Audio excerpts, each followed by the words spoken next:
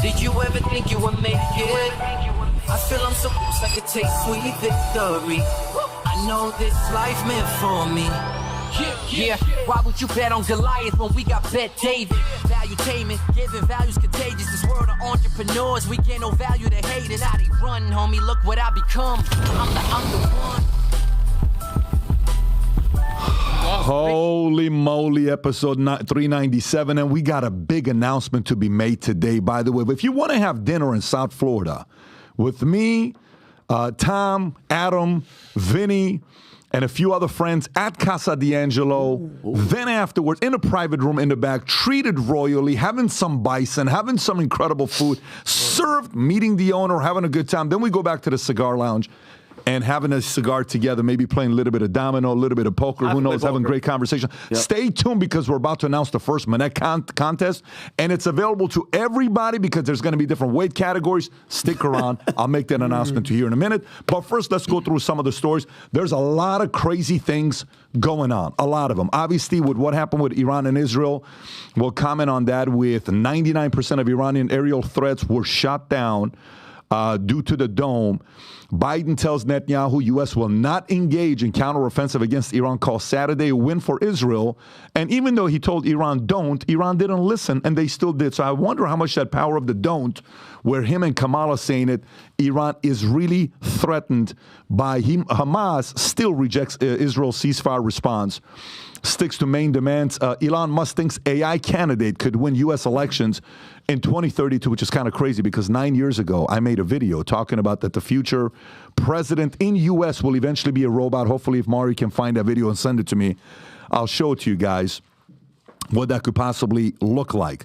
Audit, ready for the great state of California. Guys, what's the most money you ever misplaced? I'm actually curious. What's the most money you're like? One time I remember a guy comes up to me for dry cleaners, and he drops me an envelope stapled to my suit. I open it up, $2,400 of cash was in it. I'm like, dude, freaking, I went back and gave him $500. I'm like, good for you for just giving me the cash. What's the most money you ever had missing? $500. Did the same thing. $500. I got in crisp $100 bills to give to some of my cousins for graduation. I got brand new $100 bills, put them in an envelope, put it in a jacket. Couldn't remember what jacket I was wearing. I was in a panic for 3 days. What happened to my $500? So, and then dry cleaners gave it to you. What's the most you ever had? I searched the closet. Short story, 3 seconds, guys. PBD, I'm Jewish. I don't lose that money, buddy. Say that. Well, watch this here, folks. Newsom, California lost track of $24 billion spent to combat homelessness. Newsom needs some kind of an accountant to track. How do you lose $24,000? $24 billion? $24 billion you lose, right? Let me continue. French First Lady Brigitte Macron, accused of being a first, maybe, she called first lady, sues conspiracy theorists who claim she was born a man. And Vinny's got some stuff to talk about that. Javier Milei goes and hangs out with a guy named Elon Musk. And the next thing you know, he splits with Lioness girlfriend over work pressure, which he'll comment on that. Afuera. Trudeau insists China did meddle in his party's favor, but had little impact on Canadian elections. But I won anyway. There was cheating, but who cares? Unfortunate news, but ended up some progress being made. Bishop Mar Mari Emmanuel, whom we had on 4 months ago with Vinny and Georgienko, was stabbed multiple times. The video footage, we'll react to it, what the story was. It's a tragic, tragic story. Ended up positive, but it could have ended up being very nasty because there's two communities I would encourage to just be friends with them. They're nice people. Armenians and Assyrians, just be friends with them. They're good people. But if you cross the line with them, there is a lot of rage. If you go study the history of Armenians and Assyrians, there's rage in that blood. And you just want to make sure you keep them happy and friendly. They're good people, man. Assyrians, Armenians, very, very good people. All right, anti-Israel protester charged for threats against California mayor city council member. In a video, folks, she says, "We'll murder you." Then you should see how bad she's crying when she gets 18 counts or whatever it is. You should see this thing. It's absolutely wild. When I saw, you told me yesterday. Free speech. Then I watched it. I'm like, you got to be kidding me. Consequences, baby. Parents of Michigan school shooter Ethan Crumbley sentenced to 10 to 15 years, both parents, for involuntary manslaughter. San Francisco psychedelic pastor. Let me say that one more time, folks. San Francisco psychedelic pastor says he can get people off of fentanyl. Very, very interesting, but only in San Francisco. Most people want to have sex with robots. New Robosexuality study reveals tech executive predicts billion-dollar AI girlfriend industry. I don't know what you're talking about. Soon. CNN contributor Ashley Allison blasted for saying O.J. Simpson represented something for black community because 2 white people were killed. What a weird thing to say, and you work for CNN to say something like that.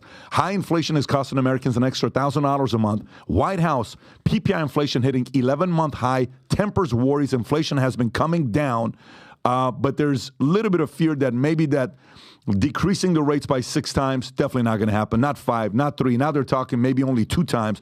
And you've seen how the market reacted last week. Tom will give us an update on that. Watch this one here, guys.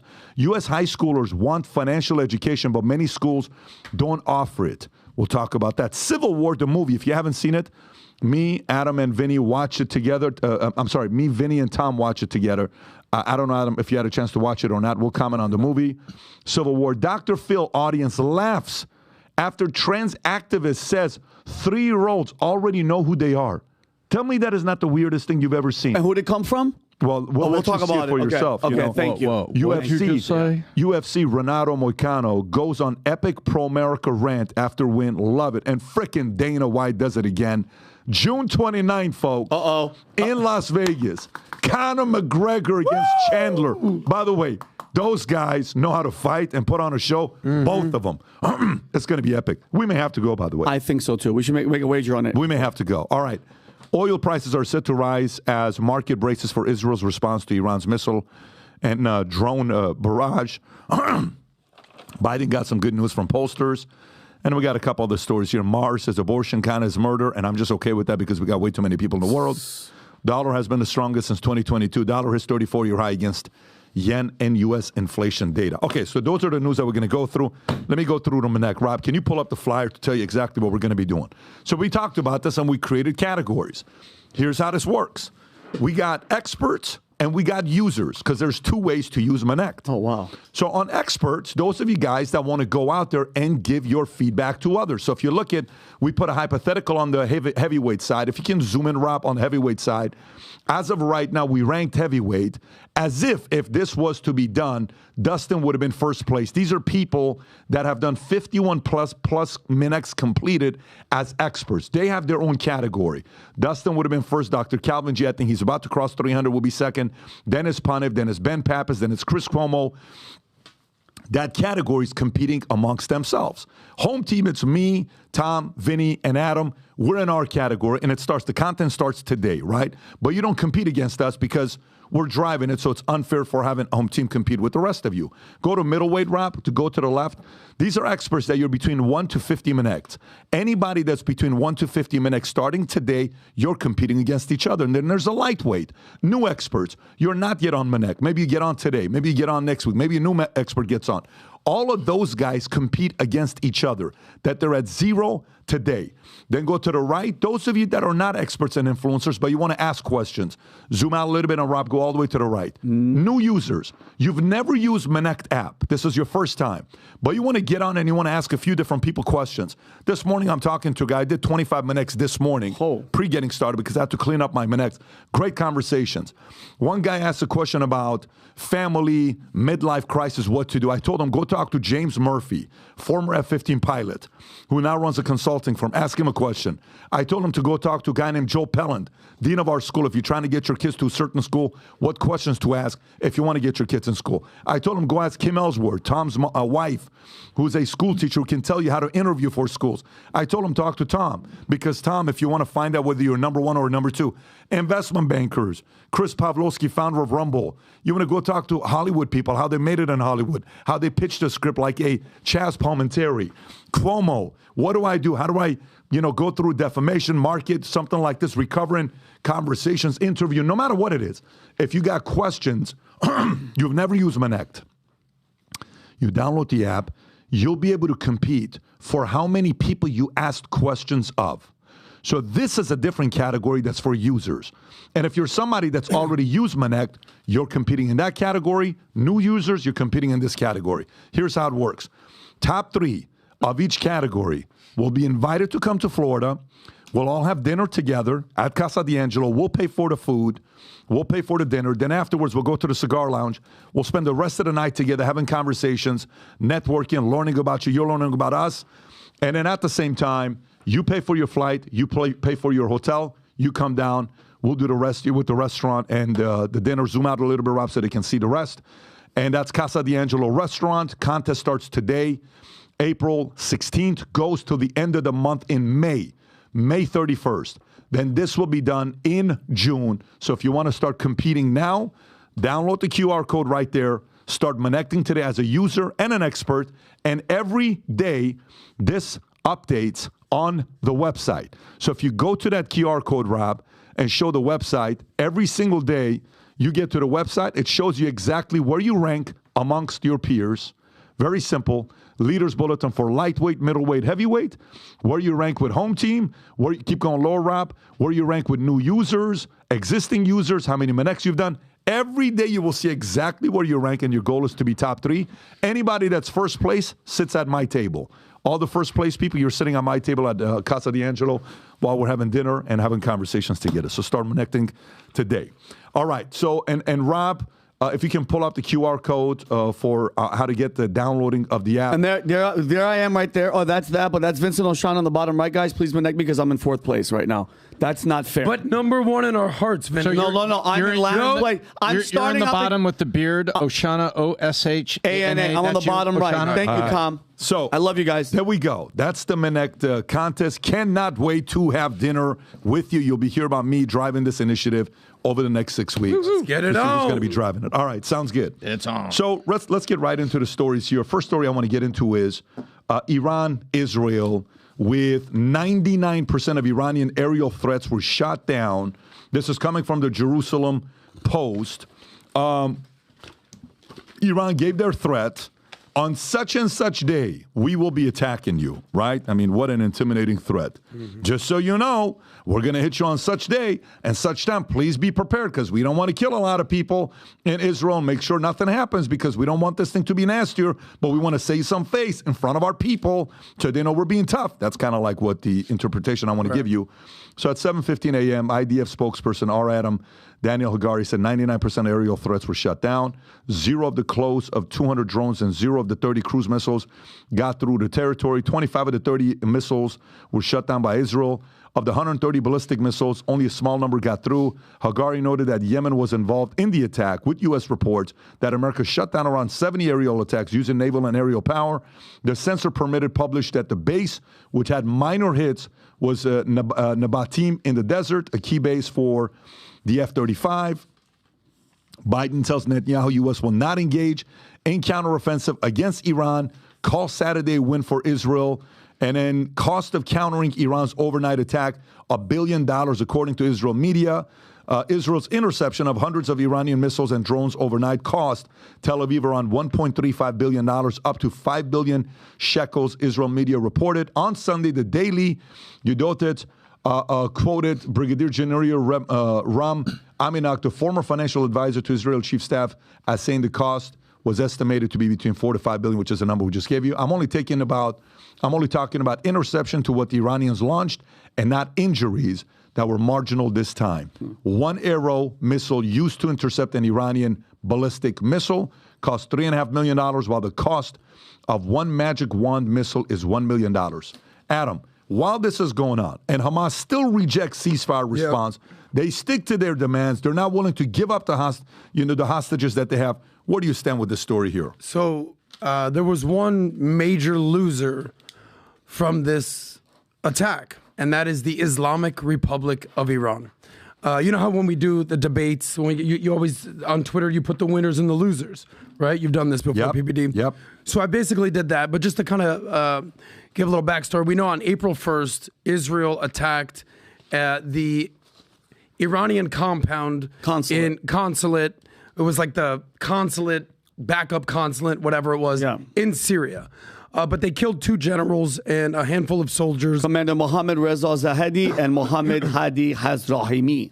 Well said. Thank you. So this was a quote-unquote payback for that, but you kind of sarcastically alluded to the fact that it was sort of premeditated and sort of predisposed to say, we're going to do this to give red meat to the base because they wanted some sort of payback for the death of their generals. We know what happened under the Trump administration when they killed General Soleimani. So the attack was certainly telegraphed, and it seemed to minimize casualties, but sort of maximize the spectacle of it all. But at the end of the day, Israel's going to have a chance to take a step back and respond. And I think that they need to give sort of a measured response here because, number one, what is the ultimate goal? And I would argue that the number one goal, long-term certainly, would be regime change in Iran. That is, I think, what everyone wants to see. And my question is, after this is the first attack ever that Iran has done on Israeli soil. Is this the beginning of the end of the Islamic Republic of Iran's regime? So we're going to see what happens here. Short term, I think Israel is going to respond in a matter of ways. It could be military, it could be cyber, it could be economic, it could be on bases or nuclear plants within Iran, it could be in their proxies in Lebanon, in Syria, in Yemen, in Iraq. We'll see what's going to happen here. But certainly the biggest losers of this attack were Iran, the Israel haters, and the America haters. Everyone shouting Israel. And the biggest winners were Israel, the alliances that were formed between USA, UK, France, Jordan, Saudi Arabia, and the UAE. And we'll see what happens. Rob, can you do me a favor? Can you go to X? I posed a question over there last week that for whatever reason, I mean, it's illegal to ask questions nowadays. Go a little lower. A little lower, keep going. Those are the questions. Zoom in a little bit on those questions I asked right there, if you could. Thank you so much. Okay, so I said a few questions in regards Israel-Iran war. Who benefits from this war financially? Everybody, when I posted that question, they're like, well, but I know what Patrick's talking about. You know what my number one is? It's called the military-industrial complex. Correct. People want more wars, Yes. guys. And I simply don't want it because as a child, I grew up in wars. From the day I was born to the day I left Iran, I lived in the capital of Iran. I saw so many bombings, exploding, whistling sounds that till today messes with me. And a lot of money was made. A lot of people died. 500,000 innocent lives were taken because of nonsense wars that benefit certain people. We have to constantly ask those questions. Number two, who secretly is instigating this war? Who would you say is secretly instigating this war between Iran and Israel? I would say us. If it has to do with secrets, I'm thinking China. Okay, so let's say China. Let's say us. Russia's Russia. already said he's going to have the back of Iran. He said we better not mess with them. Yeah. That's right. Russia's already said they're going to back up Iran. A part of this is also NATO coming out and saying we have to get, Ukraine to be part of NATO, and you're expediting the process. You're pushing the envelope for Russia. You're trying to cause a World War III. Three, who does this war impact negatively the most? The people? Citizens on the ground on both sides. Innocents, the people that have nothing to do with anything. They're not on any side. They just want to live their lives. Right. Is Netanyahu baiting U.S. into a war? By the way, Trump said something. Trump claims Biden was convinced to not to release message on Israel. This is an April 13 story. He alleged that the White House staff dissuaded President Biden from releasing a pre-recorded message on the Iran attack, stating Biden handlers convinced him not to release his taped speech on Israel. He'll now attempt to do it live. Trump criticized Biden's response, emphasizing this is no time for taped speeches, and asserted that such attacks wouldn't have occurred under his leadership, declaring this would never have happened if I were president. Amid escalating tensions, Iran launched drones and missiles into Israeli airspace, prompting President Biden to assure Israel of support of U.S. support against threats from Iran and its proxies, stating our commitment to Israel's security is ironclad after meeting with the national security team. So a part of, if we have to sit down and put Netanyahu against, Biden, who is more strategic? Who do you think is more strategic? It's no brainer. The answer is always not Biden. What are we talking about here? And go to the last question that was on that tweet right there. Go to the last question, Rob, if you could, is how does this impact 2024 election? I don't know. I don't know how this is going to impact 2024 election. I can tell you how I process it. So do you realize how tough of a situation Biden is in right now? Mm-hmm. Oh. What do you do?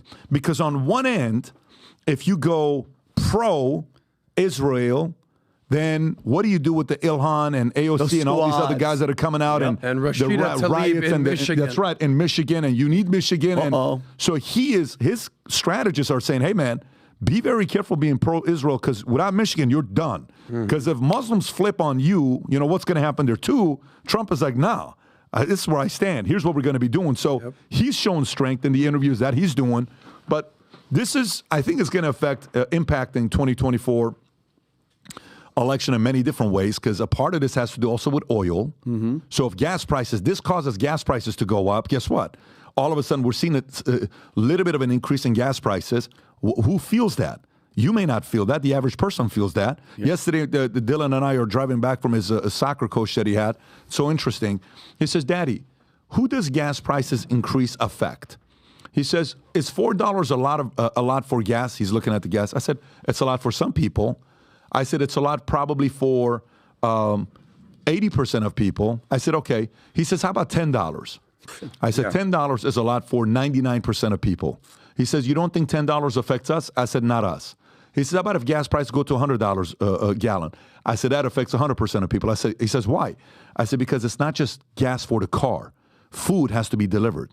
Flight tickets goes up.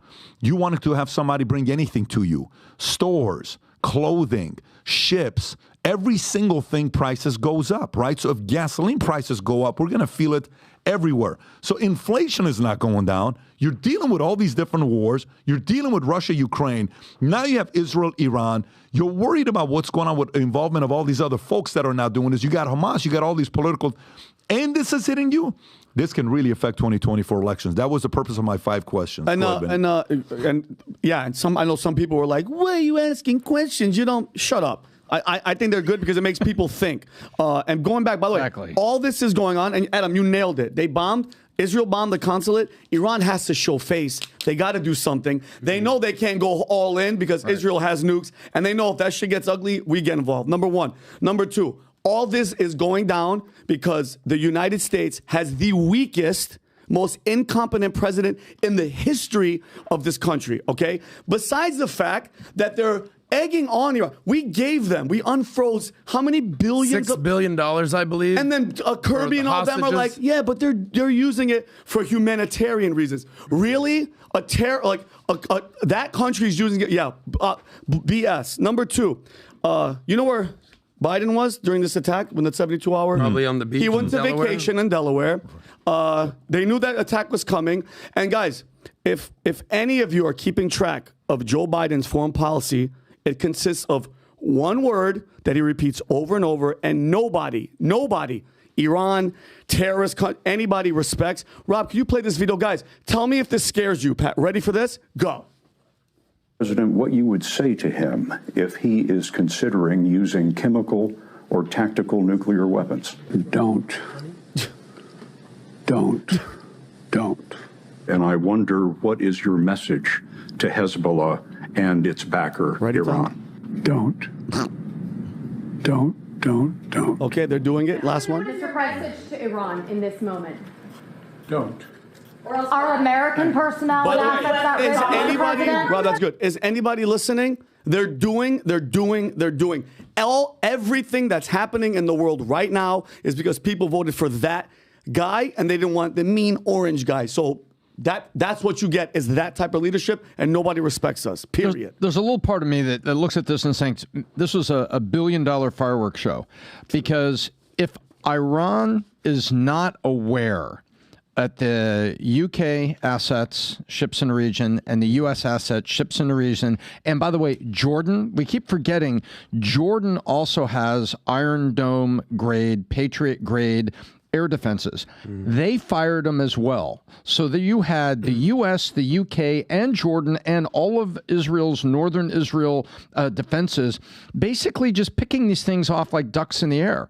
Because this is anticipated. This is one of the scenarios that Iran plans for. Non-nuclear conventional rockets and subsonic missiles over here. Okay, how many you got? We'll shoot them all down. And that's what they did. They shot down 99.9% of them, which proves that the system works.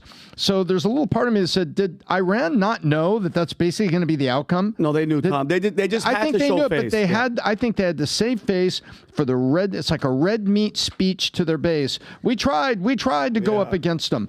And I think this was kind of a calculated move here to look good to that side of the community. But then at the same time, you had China and Russia saying, we have Iran's back if anybody gets real upset about this. What they're trying to say there is they didn't want an even more ominous conventional response. They showed weak. Iran looked really weak. And I got to tell you, in a situation like this, U.S. is always going to take Israel's side. Sure. Why? Because it's chaos in the Middle East. Yes. Israel is the only one that is self-sustaining, that typically takes care of themselves, and they love America. They will gladly say good things about America. Iran, the other day, there was an Iranian guy walking around, I don't know where this was, Magbat America, Magbat Israel, and Americans are, did you see this clip, Rob? Inside or the outside one? No, the one inside. He's recently, in a hall. Death to America. He's saying Magbat America, and he's getting other Americans to say this. Right. And it's like, right there, that guy right there. Yeah, I mean, this guy right here, play this. And he's getting others to scream with him. Mar Israel. Death upon Israel. Mar Israel. Mar Israel. Death upon Israel. Mar Israel. Mar Israel. Thank you. Wait. Sure, you heard that with the white girl? What does that mean? Death upon Israel. And this is happening where exactly? And then, by the way, no, Rob, go back. No, go to the second. I fast forward like 10 seconds. Yeah. And then says, hey, let's do this as well. How much they want to? How much you want to bet they say death to America? Play right here. Play right here. How much you want to bet? Can we get shocking? Mar America. Okay. There it is, guys. There it is, guys. So let me say this to you. Let me say this to you. Yeah. My friends, who you are Christian, you're Jewish, you're Muslim, you're 7-day, you're LDS, you're Buddhist, tell me what religion you hear this being said by only. Tell me when's the last time you hear Christians saying death upon anything and it's a chant at a church. And you can go probably find one crazy guy that said it that was recorded, but why is this a normal thing to be said from the other side and you don't dispute it and think this? As a child who was raised in Iran, I saw this over and over again. Magbat America, death upon America. Now that's okay to say in America. Can you go to the other guy, the lady that goes to the mayor? Let me read this story because it kind of goes with it. Yeah, perfect. For me here, anti-Israel protester charged with threats against California mayor. City council member says, it says to the mayor, we'll murder you. Go to the first one, not the second one. Yeah. Well, watch this here. Tell me if this is healthy. Yeah. Go ahead, Rob. Patel, I'm here to speak in support of the City Council introducing a ceasefire resolution, specifically the one United Liberation Front has drafted. I don't have faith that you'll do this. You guys are all horrible human beings, and Jesus probably would have killed you himself. And the thing is, though, it's very clear to me as someone who's been an organizer for the past couple of years that none of you care because you guys don't care about anything happening in Palestine or any other country where oppression occurs because you don't care about the oppression occurring here. And I understand that you guys are all horrible people, but the thing is, 2,300 people being evicted in the last year, those are votes. And you guys, those are votes to win here in Bakersfield. And while you guys parade Gandhi around as a Hindu holiday called Chaitra Navratri starts off this week, I remind you that these holidays that we practice, that other people in the global south practice, believe in violent revolution against their oppressors. And I hope one day somebody brings the guillotine and kills all of you motherfuckers. No, that's not the main threat, though. This is coming right now, for no PBD. need other than you don't like when people come and hold you guys accountable for introducing ceasefire resolutions. Because the only escalation in violence has been by you all. And so there's no need to continue. In the last 5 years I've attended city council meetings, there's never been metal detectors. There's never been more cops. The only reason you're doing it is because people actually don't care if you guys don't like them. And they're actually resisting, so you want to criminalize them. So regardless of whether you elect people into office, they'll backstab you you, they'll let you die.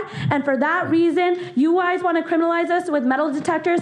We'll see you at your house. We'll murder you. Boom. Okay, now watch this. Right. Okay. Next speaker, please. Well, like, so this lady on the left, PBD, the lady on the left right now grabs that cop. See the councilwoman all the way on the left? She goes, hey, grab her. That's a threat. And look what the judge, the head cop. Ms. Patel? Yep. Ms. Patel? Yep. That was a threat. Boom. Done. What you said at the end. And so the officers are going to escort you out and take care of it. Good for you, Free Bakersfield. speech. Now go to the next video showing how she reacts to it. Watch this. Yeah. Uh-oh. Uh-oh. Death, murder people. Free speech with consequences. A deputy public defender entered. Did she yell out Allah Akbar before No, she but said this? PBD, she has 18 felonies, and she's held on a $1 million bond. So for everybody, I'm 100% free speech. Say whatever you want. Death to America. Murder you in your homes. But you can have it, but it comes with consequences. So good for her. Good for her. Yeah. Good for her. Lesson learned. Maybe she doesn't know who lives in Bakersfield. Maybe she doesn't know what Kern County is all about. Really? Maybe she doesn't know Bakersfield and Kern County is one of the biggest conservative counties in all of California. Yep. Maybe she doesn't realize who her audience is. Are you out of your flipping mind? Bakersfield is filled, by the way, most people don't know Bakersfield.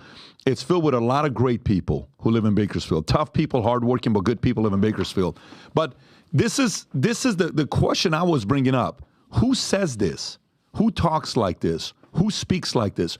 If you see someone's kid speak out of character, like my daughter right now, Brooklyn, guess what's her famous line right now? What? Here's her famous line. She'll say, what the heck?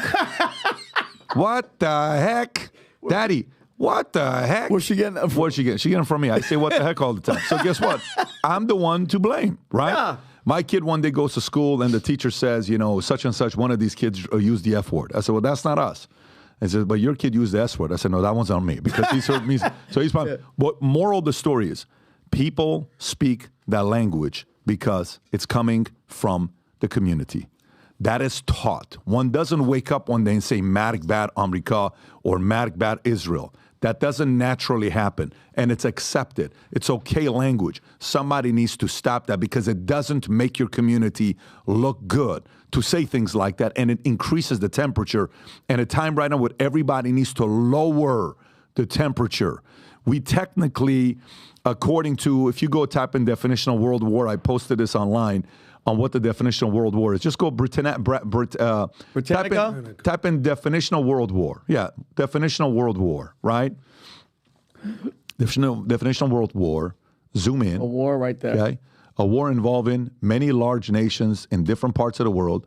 The name is commonly given, and then if you go to lower, it'll break it down for you. Sounds like we're in one. We're in one right now. Yeah. I mean, if you think about what's going on, we're in one right now. But as crazy as this is right now, zoom in.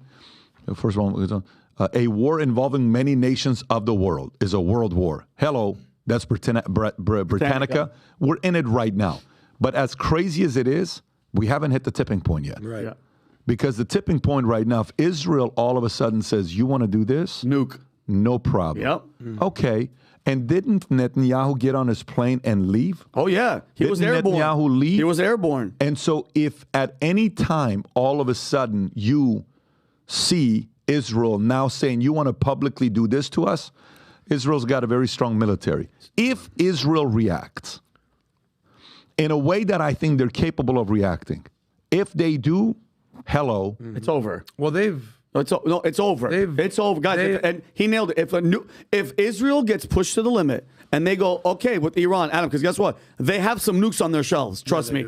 I tell people this all the time, guys. I worked at a nuclear missile base. All I kept hearing, if one goes off, pray to whoever you pray to, it's over. Because everybody's going to panic in that moment and everybody's going to launch. I'm telling you right now. And going to, one question I want to ask you. So that girl, she goes up and she says, if you do this, we're going to come to your homes and we're going to murder you. She doesn't make a specific person. She blanketed it, right? Mm-hmm. So when somebody says, and again, free speech, go for it. Keep saying it. Death to America. You're threatening the entire nation. What do you think should happen with that? Is it just the FBI watches them? Is there any consequence to you saying death? Because how can you let that person in society knowing that they want everybody to die? Well, if I'm running whatever the unit is that arrests her, I want to know who is injecting that belief in you, because if there's one of you, there's 50 of you. I need to go to the bottom of the person that's inciting that mindset to that community, because you are never alone if you're if you have the audacity to talk like you're not alone. You're right. There's many other people around you. So we have to find out who's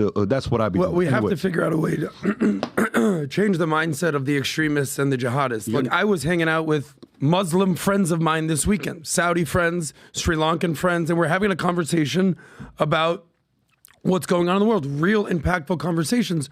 And one of them admitted to me, like, look, I used to go to a mosque that was very extreme, and I'm glad I got out. Now I'm a businessman. I believe in capitalism. I live in London. I live in the UK.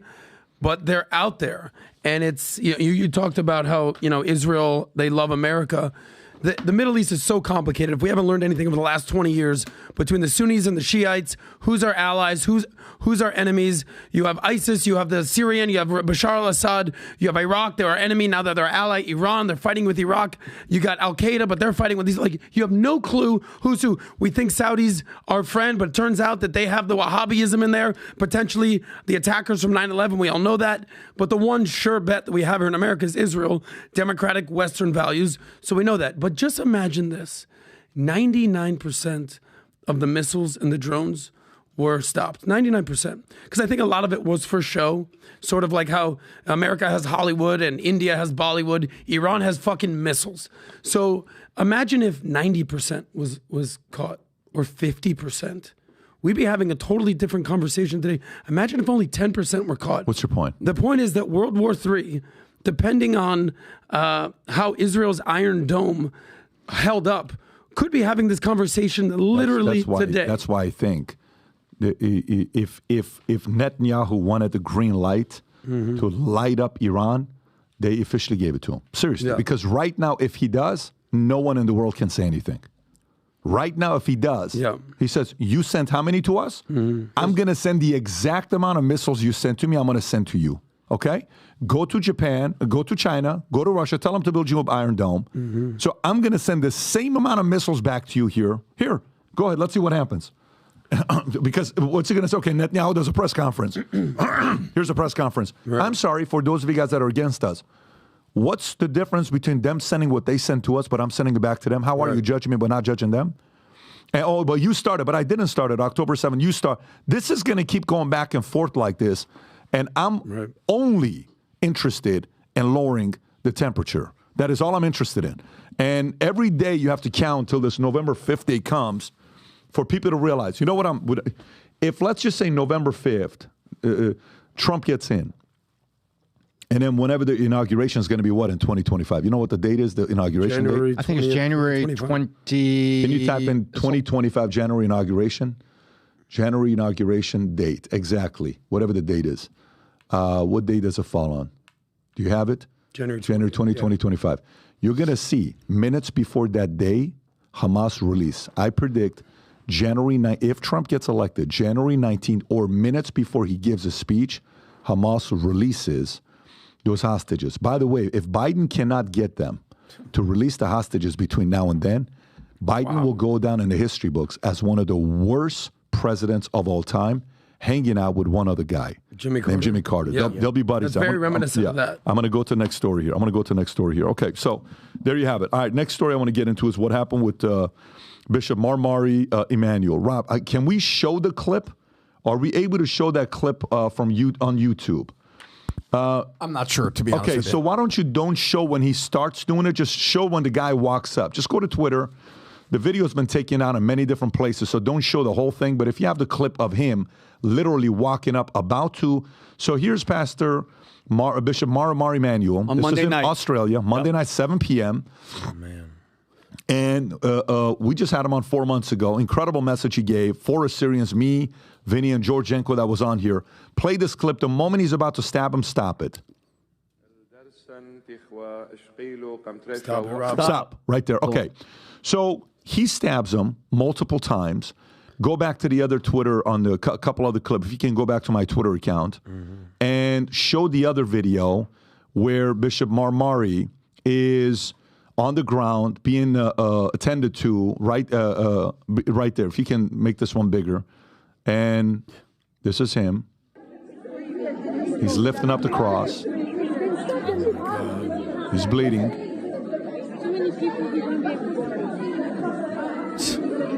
Okay. So he's moving. He's in stable condition. They end up taking him to the hospital. Okay. Now, you can stop this. Go to the other clip, Rob, of the guy, the guy who actually stabbed him. If you have that clip as well on the other side, they took it down. I don't know why they took it down. Did you download the other video? Okay. There's another video of him being talked to by others. I actually have the video here that I can send you to show. They're talking to him, and he's on the ground, and they're asking him in Assyrian, Mishal Manila in Assyrian means, is he a Muslim? They're asking him.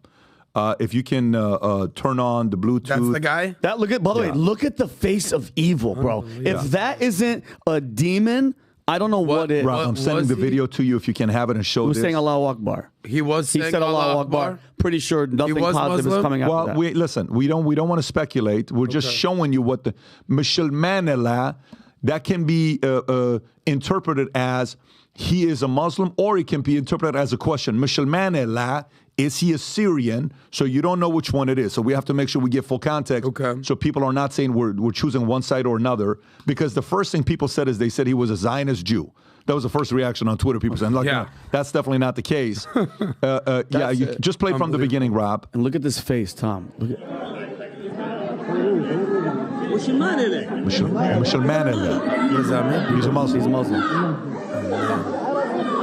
And these guys speak Arabic. These are Assyrians from Iraq. Look. But you got to see when they show his face. Look at this.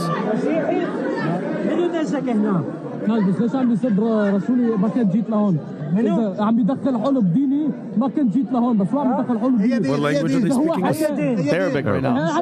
مالتك حبيبي إذا الفاري فاري. Here's his face with a smile on his على face. شيطانك شوف شو يسوي عليك. إذا هو بس حكى عن دينه ما كنت جيت بس لا بده يتعشر حوله. He's not happy. And here comes Satan's helper's face. You fucking what? What? People are praying you're gonna come and do this? You're gonna fucking do this? Just let go, please. You're gonna make it worse. No. Yeah, so you see. Well, we saw him smiling. Yeah, of course. You see him doing this. So anyways, what's the point of this? By the way, most people don't know this. Bishop Mar Mari took himself and I think 55 people from his congregation to Gaza in November. Yep. So he goes to Gaza in November to go visit a Christian church in Gaza, and he tells the story of a 3-year-old kid that he sees, and they stop and they talk to the kid and they gave something to the kid, and then they went on the bus, they got money, they give it to a bunch of different people. He's given this beautiful message. By the way, if you go on Twitter, the video is right below one of the ones I posted as well, where you listen to the message of what the experience was like going to Gaza. He's given a unifying message right there, that one right there at the top. Is that the one? Yeah, that's the one right there, Rob. Oh, man, it's too long. I don't want to play the whole thing. But he's given the whole testimony of what happened when he went there. And then right afterwards, 5,000 Assyrians are protesting outside. Let the man out. Let the criminal out. I don't know if you've seen, do you have that video or not? It's wild. If that's the one, Rob, if you want to play that, go for it.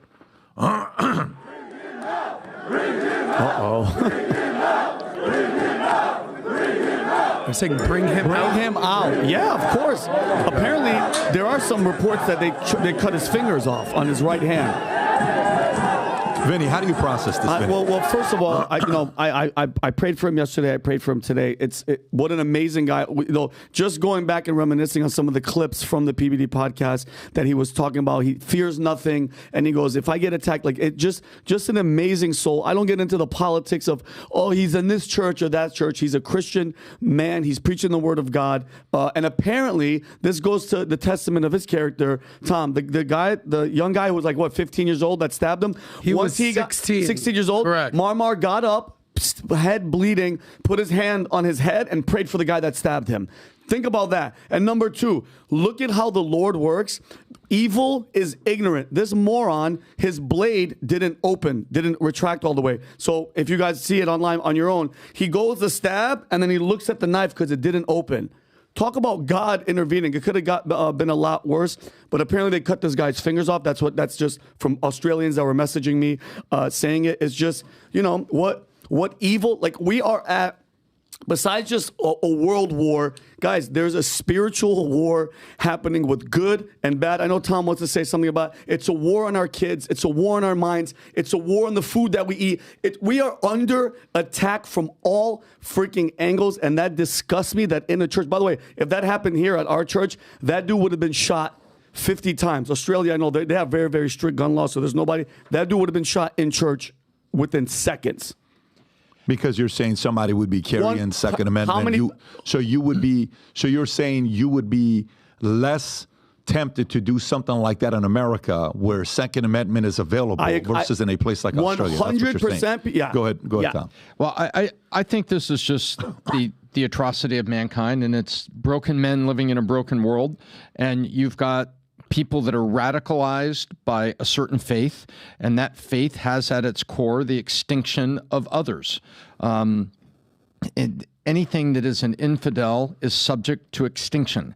That's the way it is. And you've got, take a look at Catholics and Christians that are reaching out and trying to send missionaries into area to communicate the love of Jesus Christ and the healing power of Christ as a solution for the broken world, versus let's exterminate anyone else. And this precious man who went into Gaza, went on a mission trip there, touched the lives of people, goes back to his pulpit, and you have a radicalized youth that comes to him. And when I say radicalized, I also think about the UK researched thoroughly. Remember the subway bombings in the UK? Mm-hmm. And they researched it, and they found, what was that? I think it was 3 specific radical clerics that were in northern London, I believe it was, that had radicalized and incented to violence the people that planted those bombs that were on the London tubes.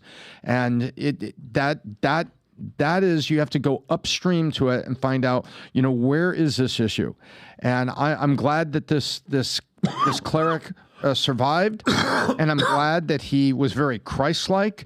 When Christ was arrested before he was crucified, you can read the scripture that one of his own apostles, Peter, drew a sword in a moment of anger and cut the ear off a Roman soldier. His name was Malchus. Christ reached up and healed the ear on the spot and said, "This is not what this is about." And so I compared that and this man reaching out and praying for him. I have deep respect in being Christ-like, even as he was moments from possibly being martyred himself. Go ahead, Adam. I'll add one thing, and thank God, literally, that he's doing okay now. This 16-year-old boy who they believe to have said Allah Akbar. That's what Australians are messaging me that was said. I'm just going to come out and say, typically, rarely, nothing good happens after you hear Allah Akbar. It's never like flowers and roses and bunny rabbits. It's stabbings and shootings and bombs. But no disrespect. That's kind of what it's associated with. But this 16-year-old, by the way, there's a history on this guy. He was released for good behavior after a previous knife stabbing crime in January. Where? In Australia? In Australia. Oh, great. So there is a conversation, especially what's going on in Israel, about allegedly there's 30,000 dead. They say that 13 to 15,000 of them have been actual Hamas. I'm sort of correlating the two. But my question is this. They say that women and children have been killed. As if a woman can't be a terrorist, as if a 16-year-old can't be a part of Hamas. We're seeing this play out in real life. And I have moderate friends who are Islamic, Jewish, Christian. We have to figure out a way to eliminate the radicals and the extremists from society and bring them back to moderate lifestyle. You've interviewed a guy who I think one time left ISIS, left Al-Qaeda, I believe, and came back to a moderate lifestyle. You've interviewed a few people. Yeah, listen, but even the debate that we did the other day with a couple Muslims that were here, and we had a couple Christian guys that were here also talking, giving their perspective. The Sharia law was one of the conversations that if a country is being ran under Sharia law, you would be killed because that's what the laws are. And here's one of the most open, honest guys that's being interviewed, and the interviewer's almost blown away. This is in Canada, I believe. Yeah. And he's like, wow, I actually appreciate the fact that you're being straight up honest. Watch this right here. Go ahead, Rob. What happened to a gay couple in Palestine, sir? What? What would happen to a gay couple in Gaza? Executed according to Islamic law. Islam doesn't endorse gayism. Islam doesn't endorse homosexuality. Just like Canada doesn't endorse a lot of things. So would you like to see Sharia law in Canada replace Canadian law? At some point it will. Because we have families, we are making babies. You're not. Wow. Your population is going down the slump, right? And by 2060, according to Pew Research Institute, your research, by 2060, Muslims will be the biggest religious group the world over. What are you going to do then? Actually, go oppose Sharia even then? Well, you know what? I'm very appreciative of the honesty. We don't usually get that. One day we can have a Muslim majority nation here in Canada, right in your face. Right. Oh, it's coming. By the way, hang on. Saying it by the way, out loud. FYI. Okay, Christians, Jews, everybody else, what are you going to do about it? Yep. You're going to sit there and cry or still stay, well, we just want to have one baby because we want to enjoy our time together and we don't want to have too many kids because it's so hard. Perfect. Then in 2060, he's right. That's exactly what's going to happen. You want to do something about it? Go make some money, raise good kids, have 4, 5, 6 kids. That's what's going on with them right now. They're having the kids and you're not. So while somebody can sit there and be like, oh my God, what's going to happen? Even a Bill Maher, oh my God, what's going to happen? Guess what, Bill Maher? Even you ain't contributing to this. How many kids you raising? You're not. You're taking a complete different route. And by the way, that's by choice. Not the fact that I'm not talking to the people that can't because of health and what do you call it? Certain matters that having kids very difficult, guys. It's very complicated. I got a lot of people that spend a lot of money. Schultz did an entire skit at his comedy thing, which you have to see that he was very open and talked about how hard it is to have a kid. He's like, I was always worried about getting a girl pregnant. I realized how hard it is to try to get my wife pregnant. But I'm talking to the people who watch something like this and then go and get angry. Dude, that's exactly what they're going to be doing. Sharia law. Then do something about it. Yesterday, I'm being interviewed by this guy that was employee number 30 at Facebook. And he comes in. We have a great conversation together. Fascinating guy. And he was just doing a photo shoot with his wife. First baby they're having. And they're kind of, the pictures you take while you're pregnant with the belly showing and all this stuff. Maternity pictures. Yeah. I mean, we've done all of them ourselves as well. And it's really cool. You got to go. And he's telling me about this person, took me a Marine and all this stuff. And her and her husband chose to become photographers. They make 6 figures doing this. And he says, you know what I like about listening to you? I said, what's that? He says, I love how you sell America. I said, how do you sell America? He says, I don't know, but I think the way I sell it is I hire immigrants. I said, we just need to be proud to sell Americans. Because we were talking about the level of respect we have for Khabib, okay? Yeah. I'm in the back. I'm talking to Khabib, Ali. I'm friends with a lot of Muslims. We have very, very good relationships together, and we have different denominations. And when I sit with these guys, and they're talking about they're having 5, 10 kids. They have pride in their faith. They have pride in their country. They have pride in their God. You don't have to agree with them. That's a religious debate. But guess what? The faith that they have and the pride that they have in their religion, do we have that same level of faith and pride in our religion? The same level of pride and faith in our country, the fact that America is the greatest country in the world? Do we sell it that way? Because I don't think we're doing a good job selling it the right when it's scaring the crap out of the next generation of wanting to have kids and have a family and settle down. There is fear in people wanting to have kids. So yes, as much as that guy is right, according to Pew Research, by 2060, they're going to be ruling the world and turn a lot of different countries into Sharia. But what are you going to do about it? Yeah, exactly. And you nailed it. Because you mentioned Bill Maher, who's not only, kids, he hates kids. Okay. But he complains about Muslims. Oh, he complains about, exactly. So what are you doing about it? Complains about Muslims. And then, you know what he said about the abortion thing? He's like, what was the story, PBD, about abortion? Let me read this. Please. This is just Bill Maher talking all this shit about Muslims. They already, they're playing the long game, all right? All you guys are talking shit out there, mind you. And again, I have no kids. I'm obviously on the market. Obviously, I'm trying to do my thing. But once I start having them, I'm not going to just have one. I'm going to go for the gusto. You know what I mean? That guy's God willing. Open in your face and telling you what the hell the plan is. That's the plan. I'm happy that the reporter's shocked. But the part, like what I'd like to see happen is just like when a team is behind, Tom, in sports, what's the first thing you got to do? You call a timeout. Yeah. The Christian churches of all the different denominations, imagine if the leaders of every major church and denomination that believes in Jesus Christ, if they all came together, and even Jews, and even whoever, that maybe you're worried about this direction it's going, that we're going to have a Magbad America, Magbad Israel, all this stuff that's being said left and right, Sharia law. Okay, what if there's an emergency meeting to have more kids, encouraging from the congregation, from the top, to start having people having more kids, raising better kids? Is that conversation being had? I can tell you for a fact that I would be very, first of all, we can't even get them to be on the same page to be united, but I'd be very doubtful that conversation is being had. Maybe some pockets here and there, but I'd be very doubtful that that's the strategy. They're doing their part, and as an opponent, you got to give them credit. They're out producing babies, they're growing like crazy, and they're not slowing down anytime soon. Tom, final thoughts before I go to the next story. You know, the Lord said, be fruitful and multiply. And in the book of Psalms and Proverbs, he talks that it is a blessing to have many children around you. And we've seemed to have lost that in an era of self-sufficiency. Forgot what a blessing it is to have a wonderful family around us.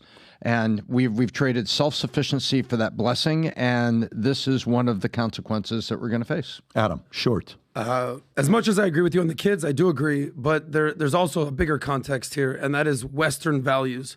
You can't move here from countries that you escaped and fled because you don't agree with what they stand for, and then you escape to America or Canada or to Australia or to Norway or to Sweden or to Netherlands, and then try to insinuate and push your values, Sharia law, into Western society. That's what they're talking about, a clash of cultures.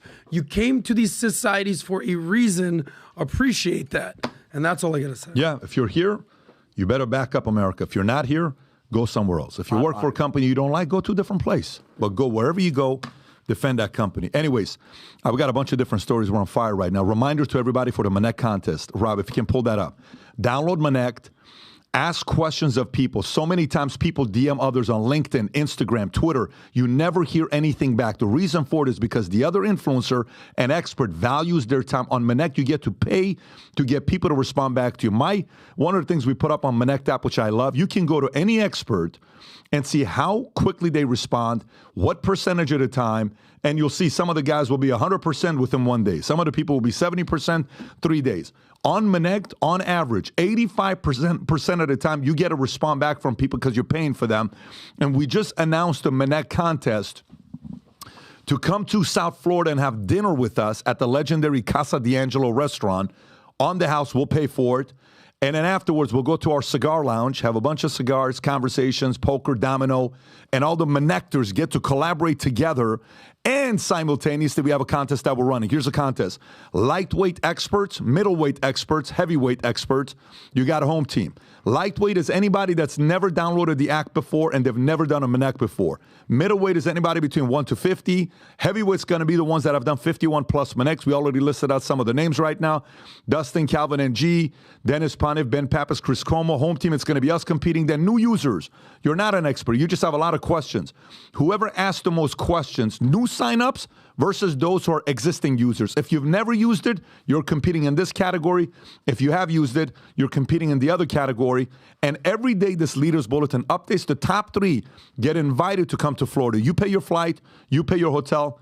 We take you out to dinner at Casa. Then we go to the cigar lounge together and spend a few hours to get a number 1 in each category. We'll sit at the head table with me, but top 3 will be invited.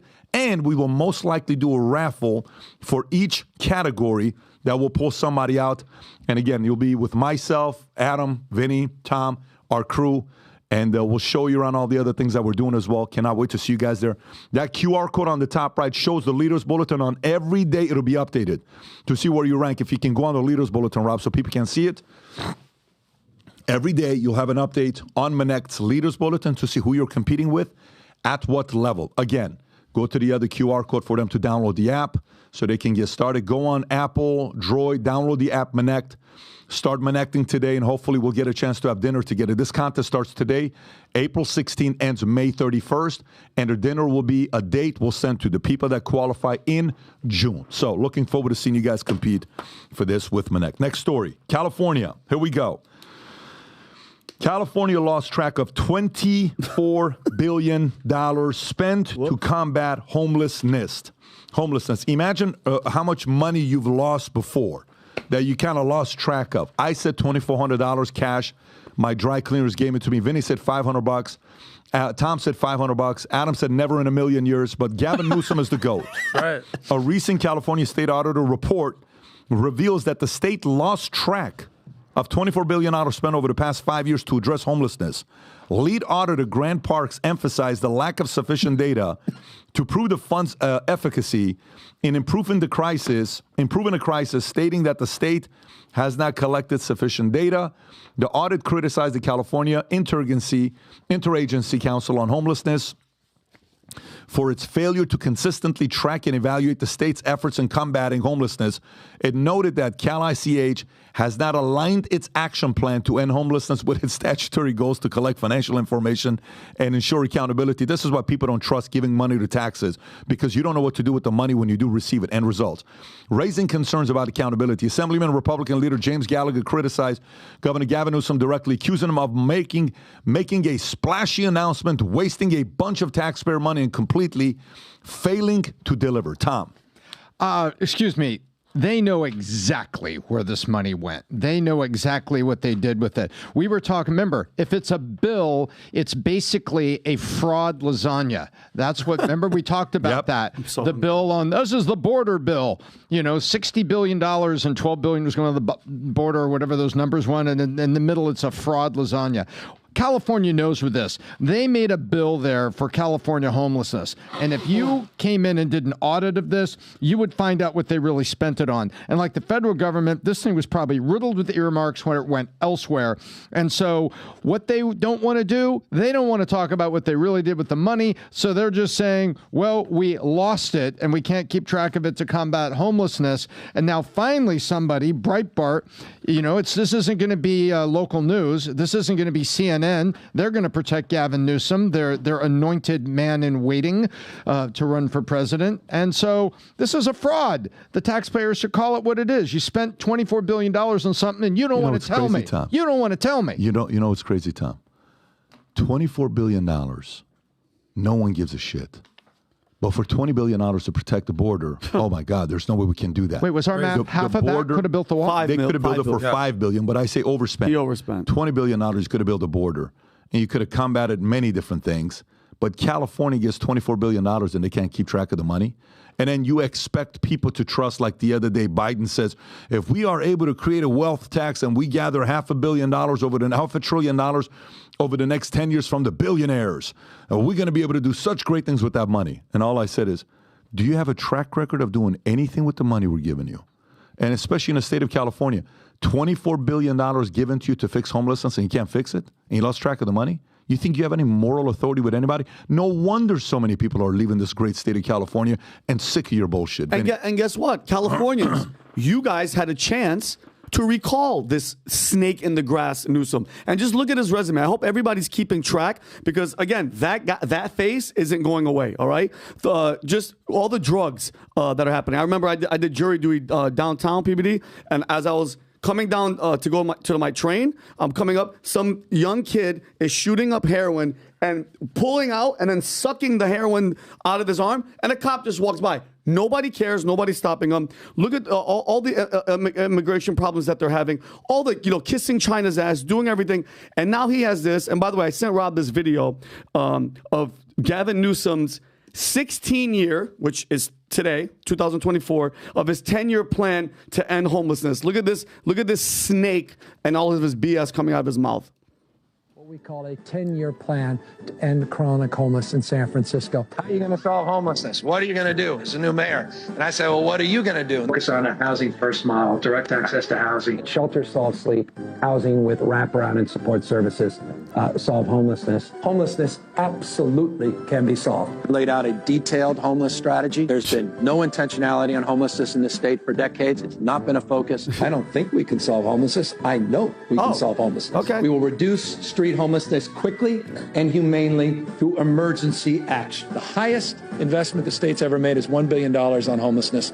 We are poised to pass a budget in the next few hours that will provide $12 billion of investment. Still not, you can literally all the money in the world. You can't fix it, buddy. You just want money. This is Bill Maher's. Bill Maher loves him to run for president. So Californians, that's what you keep voting for. That's what you're going to get. Vinny, it's time for fun with math. Yes. Are you ready? Yes. How many homeless people are in California in February 2024? 151,000. More than that, almost. Chuck. It's 181,000. Close. 181,000. And if 181,000 people split $24 billion, that would be $132,000 per person. And if they got together in pairs, they could buy an average home in California.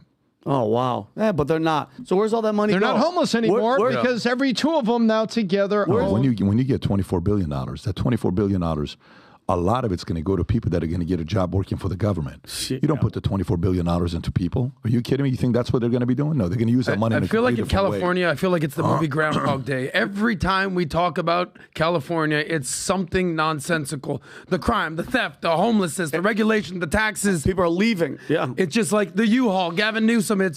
And then they always say, well, we're a top 5 GDP in the world. Yeah. We have a bigger economy GDP than India and the UK. Yeah. It's like, that's all in Silicon Valley and in Hollywood, guy. And mind you, Adam, all these people, all these Bill Mahers that are like, I love the guy. I love him. All these elites aren't affected by any of this. They're millionaires and they're in the hills. No homeless people bother them. They're not getting looted. They're not getting robbed because they have security out of the ass. We can't do this. We can't do this, what I'm about to say. But I would love to get 100 people listening to Gavin Newsom at a speech, and we all just throw calculators at him. Oh, yeah. So it's just like... But the most ironic thing out of all of this is, despite Biden being the nominee, Gavin Newsom is still the fourth best bet to be the nominee in 2020. Well, Jesse Waters said it right. You know, he's got the look, he's got that feel, he's got that thing. And if the American populace only wants to think an inch deep, then a guy like that could be president. Yeah, he is. He's soulless, and by the way, period. And by the way, in San Francisco, only in San Francisco will you get a psychedelic pastor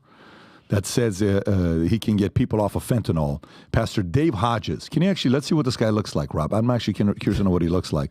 Founder of the Church of... Hey, guys. That looks like Rob. Hey, y'all. Rob. Oh, wait a minute. Founder of the Church of Ambrosia in San Francisco, operates what is technically the largest megachurch in the U.S.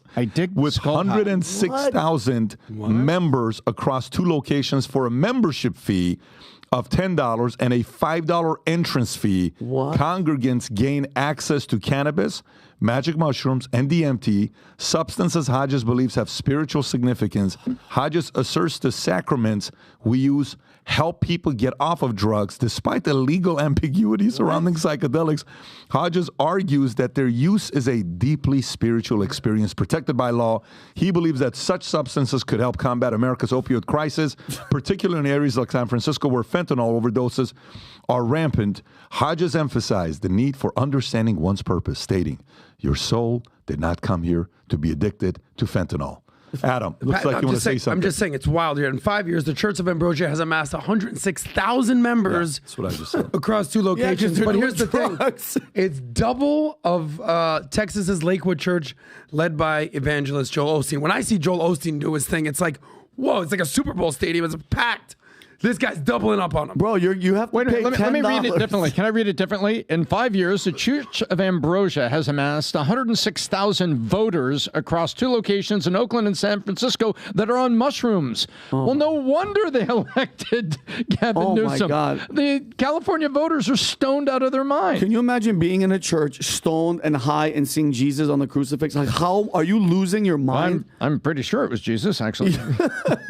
Oh, my God. What I have a buddy that owns the Church of Cannabis in Denver, my buddy Steve. He actually ran for mayor of Miami. what I'll tell you is this. There's a big difference between cannabis, mushrooms, and then like hardcore meth, heroin. Of course. Nobody smokes, yeah, there it is right there. Shout out to you, Steve. Nobody smokes a joint and does anything wild. They just like, let me just sit here and ain't do shit.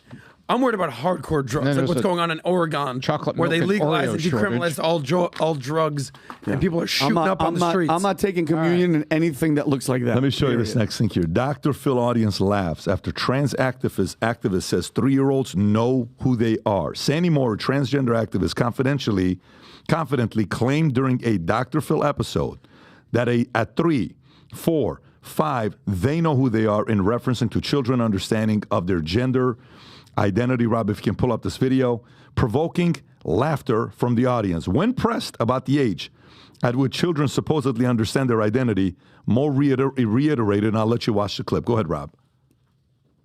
Well, if children know who they are, which they do, and their parents seek out the information to help them be happy in their skin, who are you to block them from doing that? I think the important question was if children know who they are.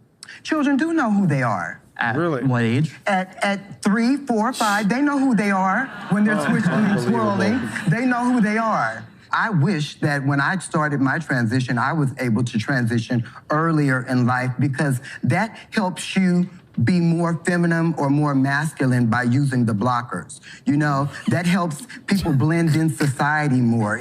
I say something about the idea that kids know who they are. I think the very existence of detransitioners shows that that's not true. Because these kids arrived at the clinic confident, 100% convinced that they knew who they were. Their parents were 100% convinced, apparently because they gave consent, that these treatments are correct. And yet, these kids, very shortly after they got double mastectomies or subjected their bodies to irreversible, often sterilizing treatments, and by the way, if you do the full course of medical transition, even just hormonal, it is guaranteed chemical castration for the rest of your life.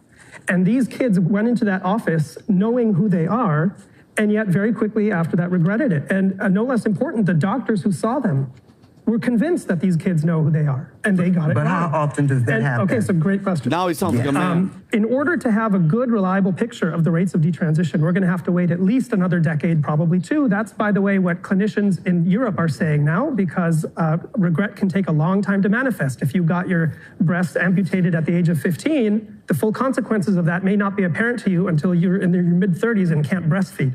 But current research does show, I mean, we have one research paper from 2021 that showed a 30% discontinuation rate of hormones. And, that rate is likely to go up and up and up because the protocol being used at these clinics is kids know who they are. There's no safeguarding, there's no second guessing of a kid's stated identity. And the fewer safeguards we have, the less questioning that we do of these kids' motives and mindset, the higher the rate of regret and detransition and medical harm is going to be. I just want to say one thing. This is why we need freedom of speech in this country. Because let these people talk and tell you what they feel. You know, someone famous said, let the boy watch. Yeah. Let these people talk. Because the more they talk, the deeper the foot ends up in their mouth. And the more that their ridiculous ideology is exposed, the more that their absurdity and radicalism is highlighted, whether it's 3-year-olds know exactly who they are, or Americans shouting death to America, or whether people advocating that boys can certainly be girls. Let them talk. I think I go a little bit deeper. So for a grown man to be sitting there dressed like that, dressed as, with a wig, and pushing a child to be able to make that decision, that's borderline pedophile crap. And I'll tell you why. Because if you're at that age, a grown man, saying a 3-year-old, a 4-year-old, an 8-year-old can make their own decision to chop off their genitalia, then guess what? Especially in the courts, then that kid, who's to say that kid can't say who they want to have sex with? Hey, you know what? I want to have sex with this grown man, Dad. I already transitioned. Yeah. I'm a woman. That gives you carte blanche. That is some disgusting shit coming out of that. And I think that Dude, are we even? How are we even having a conversation that person is saying? Yeah, a 3-year-old knows exactly who they are. I thought I was Superman for 10 years when I was a kid. And Tom, this is all you, but I'm going to say you can be 16 to drive a car. You have to be 18 to vote, 21 to drink. You can be whatever age. Chop it off. 3 years old. Ridiculous. 3 years old. He's saying. I think there's two things here we can probably move on. The first thing is that guy is also making a case to validate his own personhood and existence and his choice. Yep. He's not just talking about lobbying for something for these kids. He is validating choices that he made to make himself feel okay and safe. Remember when Bill Maher, I mean, and this is something Bill Maher said, where he gave a very eloquent, data-driven summation of what was happening with the percent of people in each generation identified as gay or trans. And he said, come on, with kids, it's phases. It's all phases. When I was 7, I think he said, I wanted to be a pirate. And I'm glad my parents didn't send me out to have a peg leg and an eye removed. So I think there's some wisdom there that, coming from Bill Maher that a lot of people were talking about. It's like kids have phases. But Tommy, don't you find it? Don't you go the underlying message? But it's not the gay. I hate when people are like, oh, you hate gay. Shut up with that nonsense. This transgender movement, they're obsessed with the kids. Get to the kids, chop them up, because those kids, if they can make that decision, Tom, then guess what? They want to hook up with you. It's whatever. It's like, hey. He's old enough to make that decision, then why can't I have sex with him? Well, I think there's like 3 issues in the middle of that. I'm just going back and looking at this guy and saying, look, he's validating himself, and that's what's going on here. And you've got Dr. Phil. He just went off on this later, and I thought Dr. Phil did a great job handling it. He was very patient, let everybody made their point on the show, and then went off. So thank you. One thing about Dr. Phil. You noticing Dr. Phil in the last 6-12 months, what he's been doing? Yeah, I love it. Getting more and more vocal. And remember who gave him the opportunity? Oprah. And Oprah may be sitting there saying, this guy's kind of talking about some stuff that I'm not fully aligned. Whoopsie. You know what I'm saying? I think what you're saying, PBD, is you want to catch Dr. Phil outside. Yeah. Catch him out. How about that? How about that, Dr. Phil? Yeah. Okay, next thing. Elon Musk thinks an AI candidate could win U.S. election in 2032. Meaning, are we coming across an era where we're going to have faceless presidents, okay? Billionaire Elon Musk said that he believes an AI candidate couldn't contest in 2032 elections. During an interaction at the 10th annual Breakthrough Prize ceremony, Elon Musk was asked, who's going to win the White House in 2024? Tesla CEO replied, followed by a hearty laugh, who do you think will win the White House in 2032? Which type of AI, Transformers or diffusion? Or do you have this video, by the way, with him saying this, or no, Rob? Let me look for it. See if you can have this video, because it's better if it's an exchange. Earlier, Elon Musk talked about AI's influence on elections and said that if AI is smart enough, it could undermine democracy. He also predicted that AI could become smarter than humans in 2026, and technology was constrained because of the electricity supply. He said, if you define AGI, artificial general intelligence, as smarter than the smartest human, I think it's probably next year within, is this it, Rob? I think it was that one, Rob. Was this it? Let's see if this is the one. In 2024. Who do you think will win the White House in 2032? Which type of AI? Transformers or diffusion? So watch this, Rob. Do me a favor. We made a video. Tom, you don't even know what I'm about to go to next. Tom and I wrote a book 8 years ago called Drop Out and Get Schooled. And to do the promo video for this, I made a video, and it looked like this. And look at I'm not going to show you the whole thing. I just want you to watch the first 20 seconds. Go ahead. So often we march like robots through our broken educational system. And if we continue like this, we may one day have a robot as the President of the United States. Whoa. Oh, you don't think it's possible? Here's what his campaign would sound like. Wow. I am RGen 1, and I am running for President of the United States of America. I am the most qualified candidate because, unlike humans, I have no emotions. I make decisions based on pure logic. Because I have the most powerful processor in the world, I won't just make America great again. I am great. Vote for me. RGen 1, the perfect president. You can actually visualize it, can't you? See, for the longest time, we've been so concerned about robots taking over the world. What most people don't realize is it's already happening. We've become robots. Our educational system is structured to turn us into followers. You see, what separates us from robots is the fact that we have the ability to question things, but we've stopped using that ability. Think about it this way. How is it that colleges are selling textbooks for $200 to 18-year-old kids when it only costs $6 to make? Why is it that tuition costs as much as it does? And why is it that we're pressuring parents to use their retirement savings to pay for their kids' college education? Right. You can watch the rest of this What are you, video, a by the way. psychic? Yeah, exactly. What are you, a psychic? Can you go to the date of this video, the one I sent you, so I can show exactly when this video was uploaded, Rob, if you can go on YouTube. I sent you the link, Rob, an email, if you can just pull that up. So you think about this and you say, okay, believable. This could actually happen. What are you going to say? Does it say that the president of the United States cannot be a robot? Is that in the Constitution? Because it's not.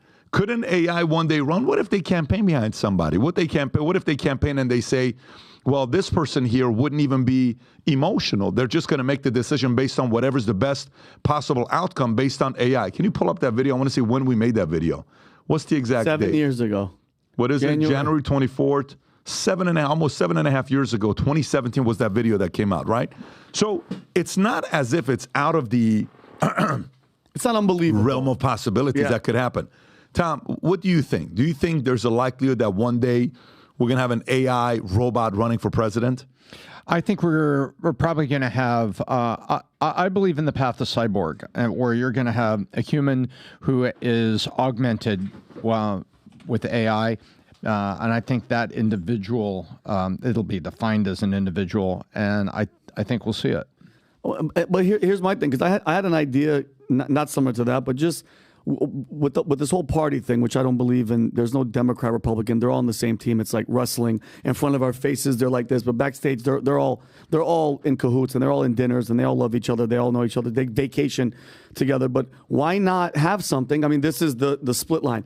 Have something where it's no logic. Why don't we put this thing and everybody votes on every major issue with the help of AI, and whatever the best possible outcome is, we go there. Not one person controls the House, one person controls the Senate. Nothing ever gets done. Whatever's the best possible outcome, I'm all for it. I don't think giving the actual robot all the power, because that's the whole art of war, artificial intelligence against us fighting. But I mean, I think at the future path, I think it's definitely a possibility where they're going to incorporate some type of AI with decision making, with zero emotion, to pick the best outcome that's for our country. Well, I don't know what's going to happen in 2032, who's going to be running, but I can guarantee you this. If we make it. Whoever's running, they will say the following: this is the most important election of our lifetime. We'll hear that in 2024, 2028, 2032.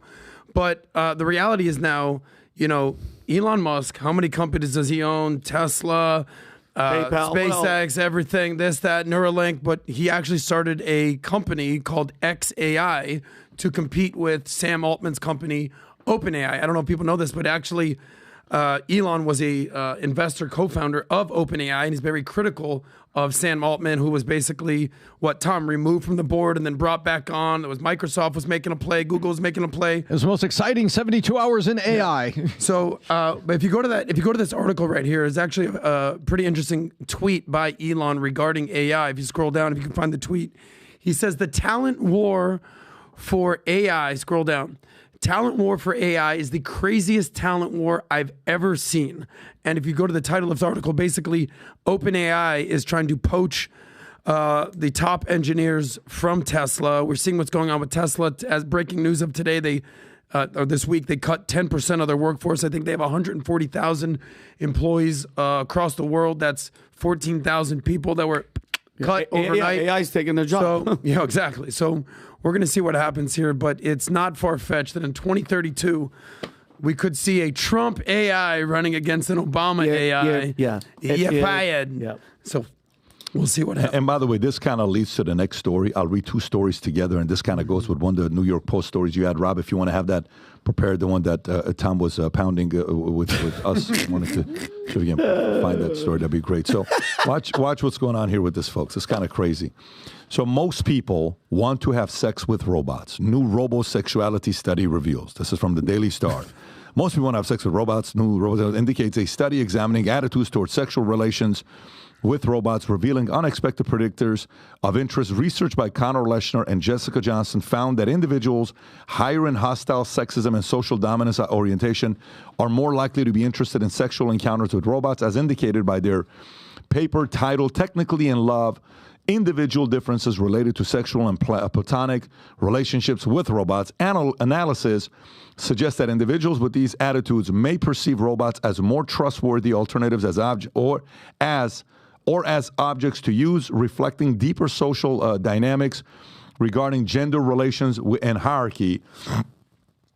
And then the next story, which is on the same day by Futurism, says tech executive predicts billion-dollar AI girlfriend industry when witnessing the sorry state of men addicted to AI girlfriends. One Miami tech exec saw dollar signs instead of red flags. In a blog-length post on X, former WeWork executive Greg Eisenberg said that after meeting with young guy who claimed to spend $10,000 a month on so-called AI girlfriends or relationships simulating chatbots, he realized that eventually someone is going to capitalize upon that market the way Match Group has with dating apps. I thought he was kidding, Eisenberg wrote, but he was a 24-year-old single guy who loves it. During the exchange, Eisenberg said that he was speechless when the young man explained his rationale, citing his ability to play with his AI paramours the way some people play video games, sending them voice notes and customizing their likes and dislikes as some of the reasons he spent so much money on the services. Tom, do you think we're going to go in this direction? It's going to be a big industry? I think it's already happening, unfortunately. And I think the lack of human contact, we just take a look at the kids in schools and the addictions to digital devices, and Florida making, I think, Ron DeSantis making a proper, law to put restrictions on social media for kids. Why? Because it's good for humans to connect with each other and talk and communicate and build healthy relationships. And it is not good to be pure isolationist in technology. And this just takes, the kid that won't look up from, looking at TikTok videos when your family goes to lunch and you let him sit there with the phone, he won't look up at you. Now he's locked in his room with an AI girlfriend and not looking up at the rest of society. I don't think this is good. I think there's a lot to be. I think the conclusion that the tech executive is making, and the fact that he said, I was speechless and I was shocked, he's expressing exactly what I'm feeling. But I think he's right. We're going to head in that direction, and someone's going to make a buck off it. Yeah, makes sense. Well, look, I'm old school. I still kind of keep it with humans these days. But really? It's going to change soon? No. But look, if we learned anything during COVID, we learned a term called the K-shaped economy. Remember that, PBD? Essentially, the rich got richer and the poor got poorer. And what's happening with social media apps and dating apps specifically is the rich have gotten richer and the poor have gotten poorer. If you're a cool dude, good-looking dude, got money, got a good social profile, you're going to be just fine. But the reality is, a third of all young men under 30 have not gotten laid in over a year. And don't talk about Rob like he's right there. Rob's over 30. He's not in that category. He'll be okay though. He's married somehow. But he's wearing pants today. I know, it's weird. That's right. Yeah, there goes. The K-shaped economy with different sections of the economy rebound from recession, different rates. The rich get richer, the poor get poorer. But the reality is that since the advent of dating apps, whether it's Bumble, whether it's Hinge, whether it's Tinder, whatever it is, the sexual market value, hypergamy, we've talked about this before. The worst thing to be at this point is a broke, depressed, sad dude in your home with a smartphone. You're not going out in public. You're not meeting real people. You're sort of black pill. You've given up. You got nothing going on. You're looking in the mirror. You're not happy with who you are. You can change. That's the good news. But the reality is some of these people would rather pay for these robot girlfriends or these AI girlfriends or these OnlyFans or these pay pigs or whatever it is, or these sex workers. The vast majority of these people are going to be men, 30%, I believe, and the 2% will just be really ugly chicks. But you realize it's going to happen too. If they're going to have a bunch of like all this line of all these female robots, at some point there's going to have to be they're going to be hookers. Robot hookers, a robot pimp. Can you, that's going to be... Bitch, I'll slap you. I will slap you, bitch. Get my money. People are going to be on the corner. Tom, because think about it. If they're selling them to the people, it's only a matter of time till somebody buys a fleet. Are you pitching Tom as an idea? I'm pitching Tom an idea. You can do that on Minnect. They can just ask the question on Minnect. I'm going to hook up with you on Minnect, and we're going to figure out You're going to do what with me? Pimping ain't easy. Pitch any business to Tom on Minnect using that QR code right there. But Tom, going back to with something like this, can you share that article from New York Post that just came out? Rob, if you can pull this up. Here's the article from New York Post. Sex workers complain sales are down as inflation continues to pound the economy. Can you show up New York Post logo at the top so they can see it? So that's from New York Post. How long ago is that, by the way? That was an inflation report in third quarter. Wow. And it's getting even worse. So inflation has been pounding the economy, and sex workers are saying it's more expensive for them as well. Let me go into the inflation story here. So high inflation is costing Americans an extra $1,000 a month, an extra $1,000 a month. This is from Fox Business. Americans are facing significant financial strain due to high inflation, with households needing to pay an extra $227 a month compared to a year ago, totaling $1,069 more than 3 years ago. Before an inflation crisis began, according to Moody's Analytics chief economist Mark Zandi, the consumer price index rose by 0.4% in March compared to the previous month, with price climbing to 3.5%. From the same time last year, significantly above the 3.2% figure ahead in February, exasperating financial pressures on households, especially low-income earners. Housing and gasoline costs were primary drivers of inflation in March, with rents up 5.7% from previous year and gasoline prices up 1.7% during the month. Food prices also saw a 0.1 increase, contributing to a 1.2% rise from previous year and a staggering 21% increase since January of 2021. Since Biden's been president. Wow. So that means if you were making $100,000 a year in 2021, you need to make $121,000 a year to be able to maintain the same exact lifestyle just in that period, which is 3 years. Tom, thoughts on this? Well, first of all, let me do some math. Let's do fun with math again, but this is no fun for the consumer. $1,069, I did the calculation, in most U.S. states, leaving out New York and California, because this would be even worse, is $12,500 pre-tax. So you need $12,500 more. That's right. Good point. So 3 years ago to now, you would need $12,500 a year, and then you do tax on it, it's almost $15,000. So that means if you didn't get a $15,000 raise, that after taxes is $12,500, so you can have that $1,069 a month, then you are behind. So all the headlines about, oh, the stock market's up, Magnificent Seven, S&P, oh, this is good, inflation's down. The long-term effect on people has been catastrophic. And if you're going to read the headlines and make your decision when you go in the voting booth, you need to take a look at the cumulative impact of the Bidenomics to you and ask yourself, what do I want? And the cumulative impact around the world. But right now, this inflation, this is real. And recently, they were having headlines. People saw PPI. You know what PPI is, ladies and gentlemen? I saw that headline was on Yahoo News, as everybody knows. It stands for Producer Price Index. So let's just think, Producer Price Index. Producers are people that make things, like Nike that makes shoes. And so what do they pay more for all of the fabric and everything that goes into a shoe and the cardboard box? That is the inflation hitting them. When producer prices go up, you can set your watch for 90 days later, those products go up. And so basically, inflation continues to go up. So Americans are looking for second jobs, looking for hustles, side hustles, and are looking for ever more ways to see if they can trim the budget or save a few bucks or find lower cost alternatives in an economy that is biting them hard. Biting them hard. There you go, Tom. Well, you teed it up with sort of the pounding of the economy and the strippers and all that. There's actually some truth to that story. I know we're kind of joking, but some may say that it's not economists who know what's going to happen in the economy. It is actually the sex workers and the strippers, because they are the boots on the ground, so to speak, of what is known as discretionary income. If you have extra money in your pocket, you might go spend a little bit more at the gentleman's club or at the library. At Shaq and Dylan like to hang out. That's right. Great callback there. Comedy right there. But that is true that strippers sort of are economic indicators of discretionary spending. What I will say about the Biden administration at this point is one could say that inflation is not cooling down, but wars are certainly heating up.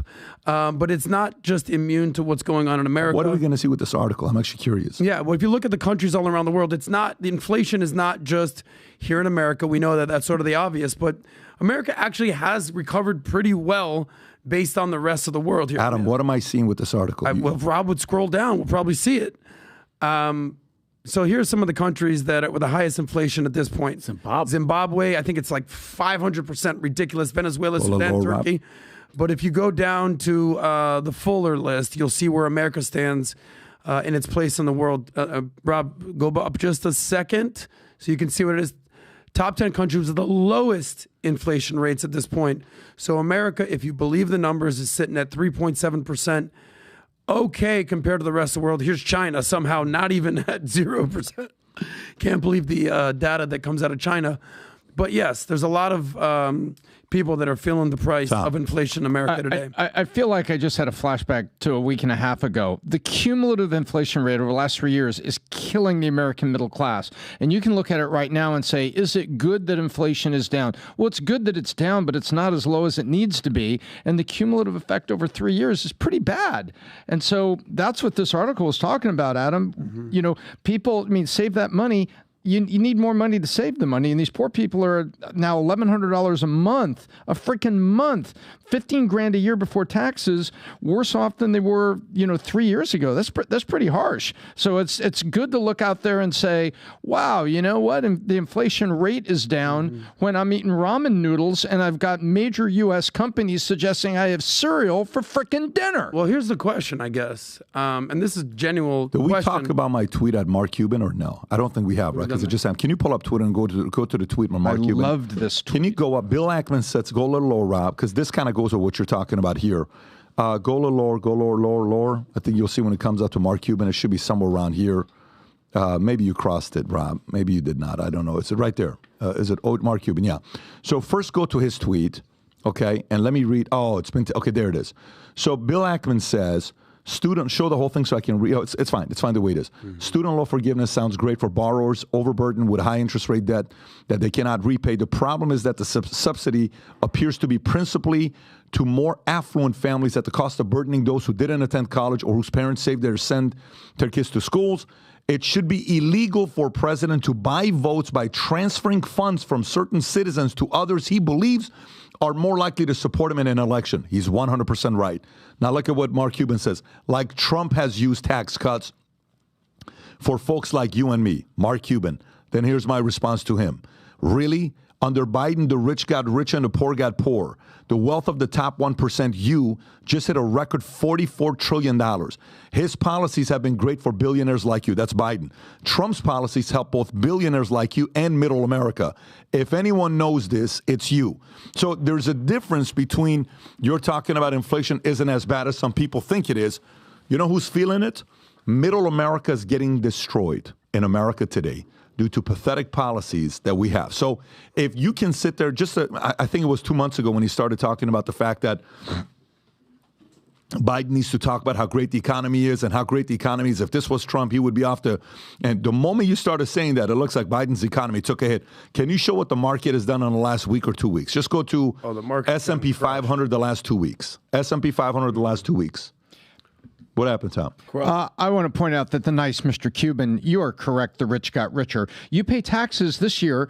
$288 million. Correct. That means, 6 months, what did he earn last year in net gain, unrealized net gain, not just stuff he owns? What's that?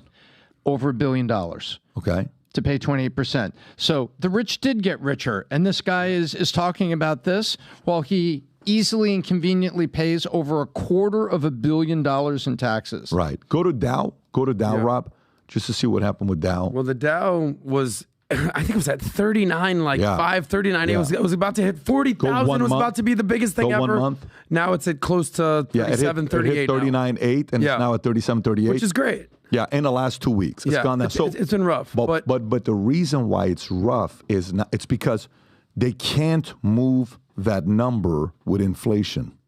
They keep talking about unemployment, and the unemployment numbers, Rob, did Brandon send you the updated numbers on unemployment, the ones that, the real numbers of unemployment? If we have that data, if you can pull it up. The unemployment numbers that we hear about are a couple different things. I don't know if it's that one or the other one, Rob. If you can show me which one this is. Gallup's economic comments and summarize Americans' ratings of the current economic conditions, whether the economy is greater, better, or worse. This is what? Minus 26%. go back to the other one, and under Trump it was hard. There was another one, Rob, that I wanted to see if you can pull up.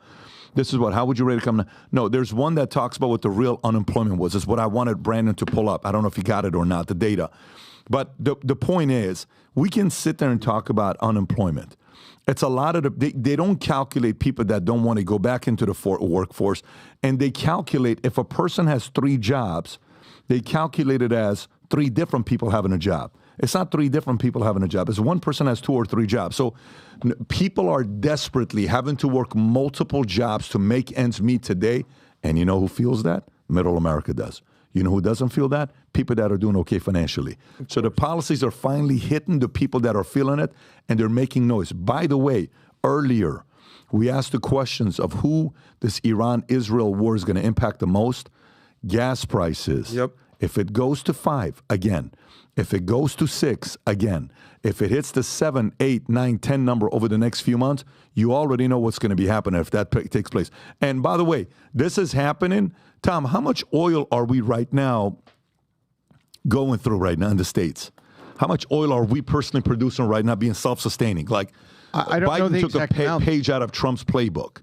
Right. I don't know the exact amount that we're using per day. Rob can probably find that. But we do know this. If there is a major disruption, Biden trying to get the price of gas down, you talk about artificial intelligence. This was certainly not intelligent. It was whatever smarts he was using was certainly artificial. He drained the SPR, the Strategic Petroleum Reserve, which is reserved for war times and crises.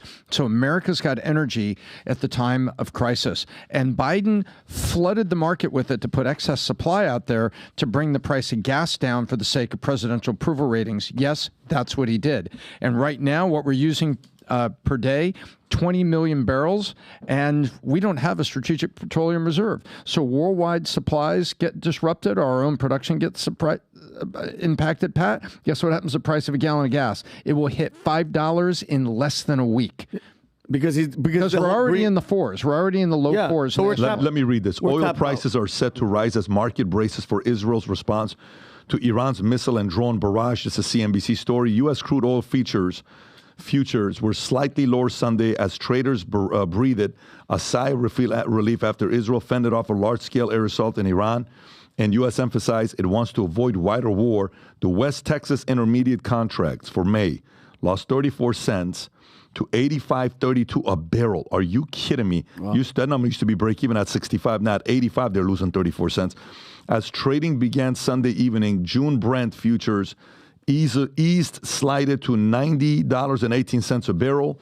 U.S. crude closed at 85.66 a barrel Friday, while the global benchmark settled at 90.45.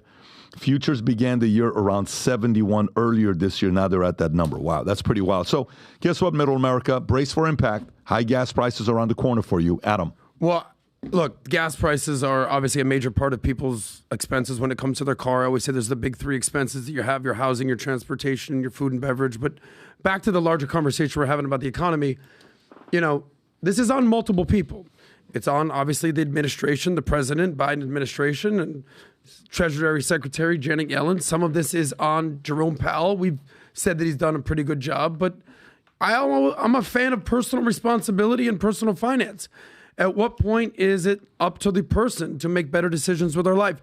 I've been doing personal finance content for a decade. I've been in the financial world for 17 years. The common theme since I've been in this world since mid-2000s to now is 2/3 of Americans are living paycheck to paycheck. So 100% I want to see inflation come down. We're at, 3.7%? CPI is a little bit higher. We'd love to see it down to 2%. We'd love to see it. But the reality is that most Americans need to focus on what's going on in their house, not on what's going on in the White House. That is true. And you were always part of the personal responsibility community. Mm-hmm. But this is going to you talking about 6 weeks ago when you said, if Trump was president today, he would be raving about the numbers of the economy today. Mm-hmm. Right afterwards, the economy took a massive hit because inflation isn't moving.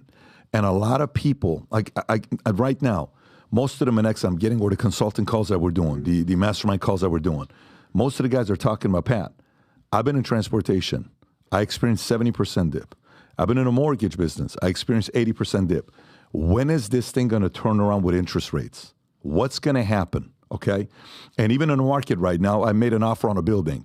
The other day, guys like, well, what kind of an offer are you wanting to make on this building? Tom knows this. We made a $60 million offer. And I said, cash, we'll close in, whatever. He says, really? Yes. He says, send us the document. So why don't you send me your, net operating income? I was like, yeah, this is how much we're doing. Really? Send it to us. Well, if that's what you're doing, that's my offer.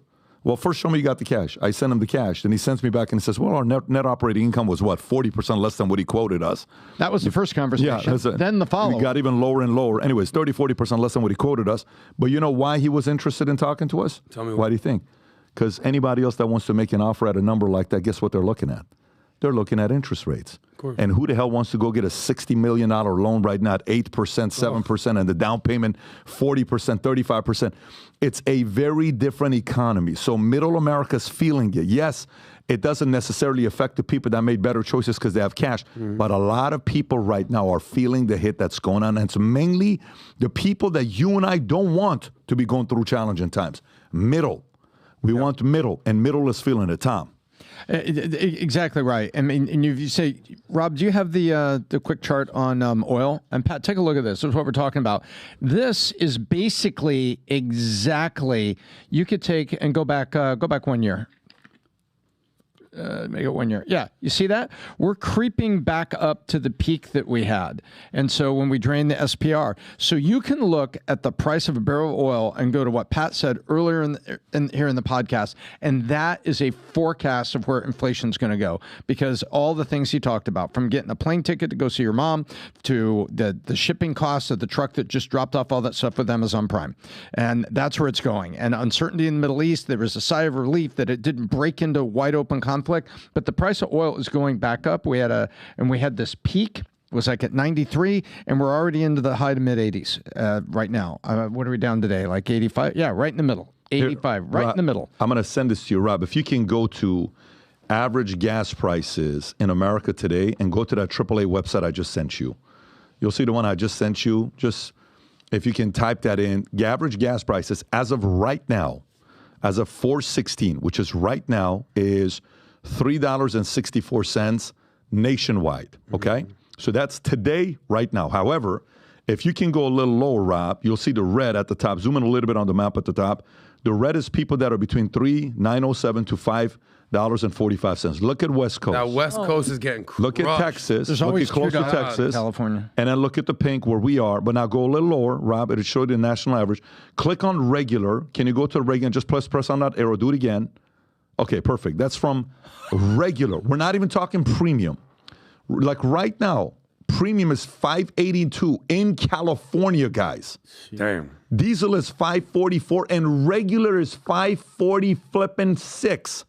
Hawaii's $4.75.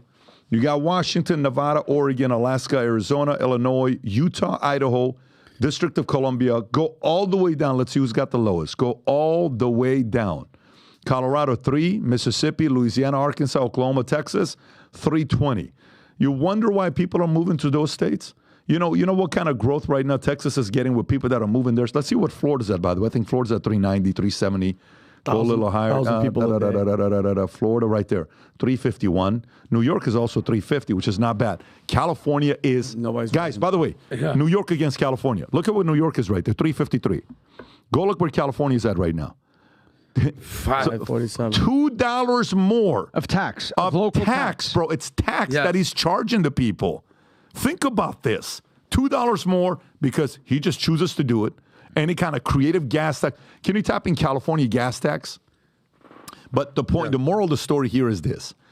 If this thing climbs the way it is, America is going to be very, very upset the next few months. And they'll still keep voting for Democrats. Good job, guys. It's very rare that I'm filling up a gas tank. Everyone knows I don't have a car, so I'm very rarely. Yeah, you fill up an Uber. Remember? No, they're doing it. But you remember we went to California? We flew into Vegas, I want to say, and it was me, you, and Mario. And we drove from Vegas to L.A. overnight. That was the famous Mario. You looking at some bitch, Tony? Yeah. Right, okay. So I remember we had the SUV, we were driving it. And I was like, all right, hey Mario, I'm gonna borrow the car because I'm gonna go see a friend, whatever. I was driving the car. Shit. I was with Mario, but we went to the gas station, and this is in LA. So the average cost of price of gas in California was what, $5.50? Bro, $7 in LA at this gas station. I was like, is this what gas costs? Like, I don't know. I don't have a car. I've never.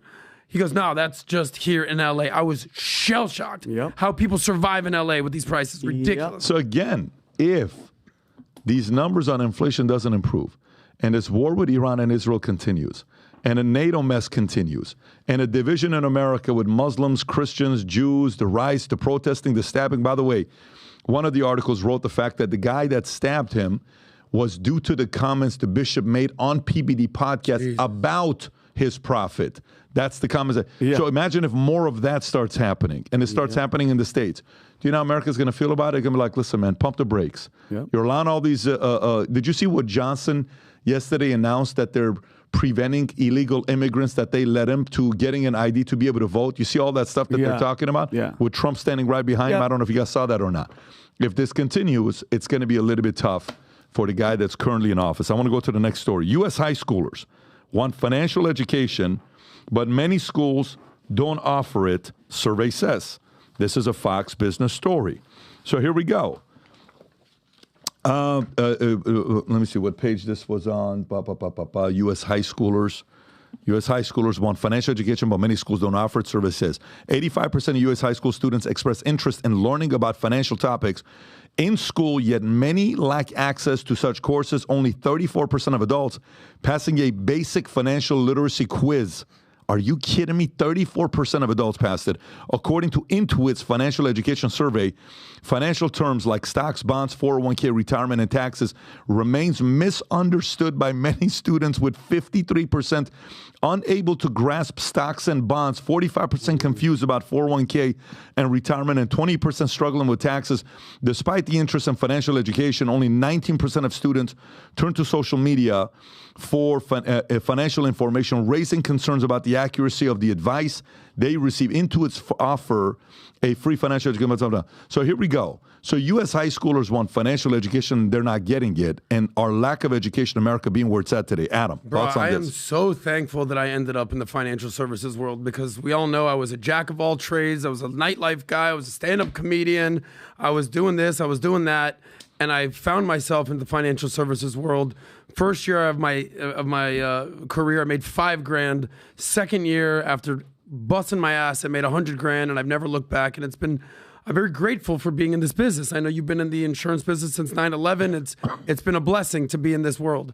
But I can tell you this, if I didn't end up in this business, I would be broke as shit right now. 2/3 of Americans, as we know, are living paycheck to paycheck. I say it all the time. This is why I started my show. We all go to school. We all take the same useless classes, the ABCs, algebra, biology, chemistry. Hell, they have me in woodshop class. Chance of me cutting wood as a career, 0% chance. No money classes, no personal finance classes. They want because what the hell do teachers know about money? Most of them are underpaid, working their ass off. They have their subject matter. You know, I was a teacher for a year. I taught second grade, and I was a substitute. They don't make money. They're the last people we need teaching people about money. They need to bring in people who are personal finance experts, or team up with organizations or NGOs that can actually come in and teach schools. I would argue, is there any class more important in America than a personal finance class? More than algebra, biology, chemistry, trigonometry, any of this stuff. Money talks, bullshit walks.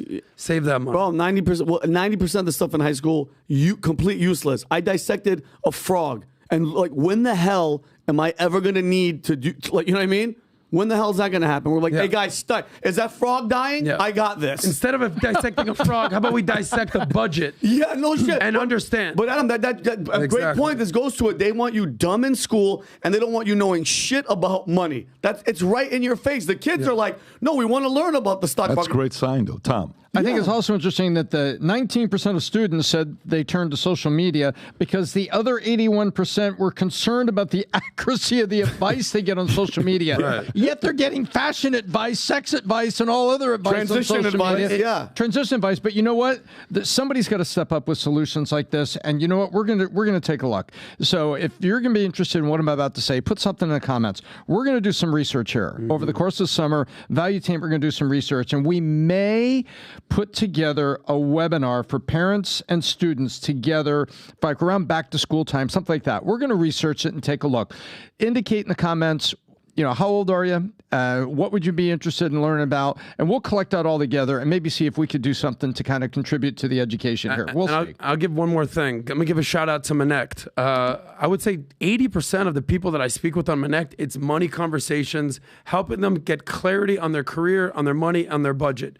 I know people say, oh, it's all relationships. No, it's actually people that want to improve their money. Some guys are making $500,000, $1 million a year, and they're like, hey, I need to get a little more clarity on my money. Some kids are 19 and they're just getting started, and I walk them through these 6 principles of wealth that I do. But on Minnect, this is where we do this, and I always say there's only 2 ways to have more money.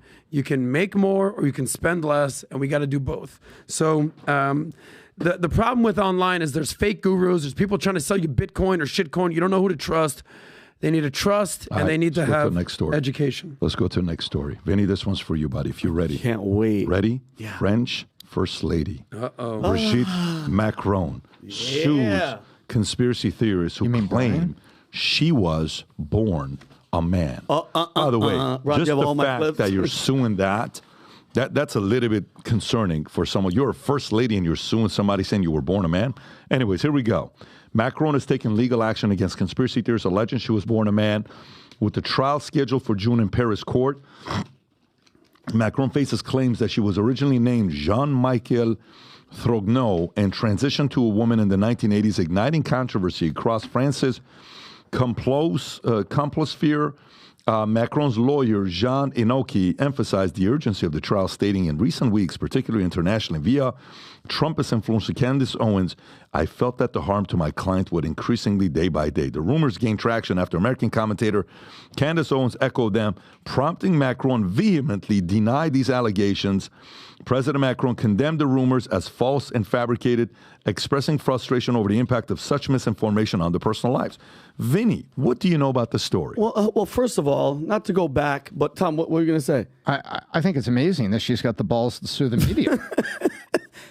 Respect, but right? yeah, big time audacity. Respect. Yeah. So, well, first of all, we covered the story. Not only was there so many layers to this thing, just going back to the origination part of it, she met him when he was 15 years old. Let's put pedophilia to the side, okay? Sue, go to court. All the defense lawyer has to do, PBD, is demand a DNA blood test. That's it. It's over. It's a wrap. Just blood, now go. And by the way, this just goes to show and makes your case, Brigitte or Brad, whatever the hell your real name is, that this is suspect. Brian? You could clear all this up just by showing your picture of your brother. Like, quell all the rumors. And this, by the way, I was reading this, and then I saw some other crazy article that was trending on X. Do you guys know who Martin Nesbitt is? This made me shift to something different about, men or gays and all this stuff. Martin Nesbitt is a longtime friend of President Barack Obama. He served as national treasurer for 2 of his presidential campaigns and is the chairman of the Obama Foundation.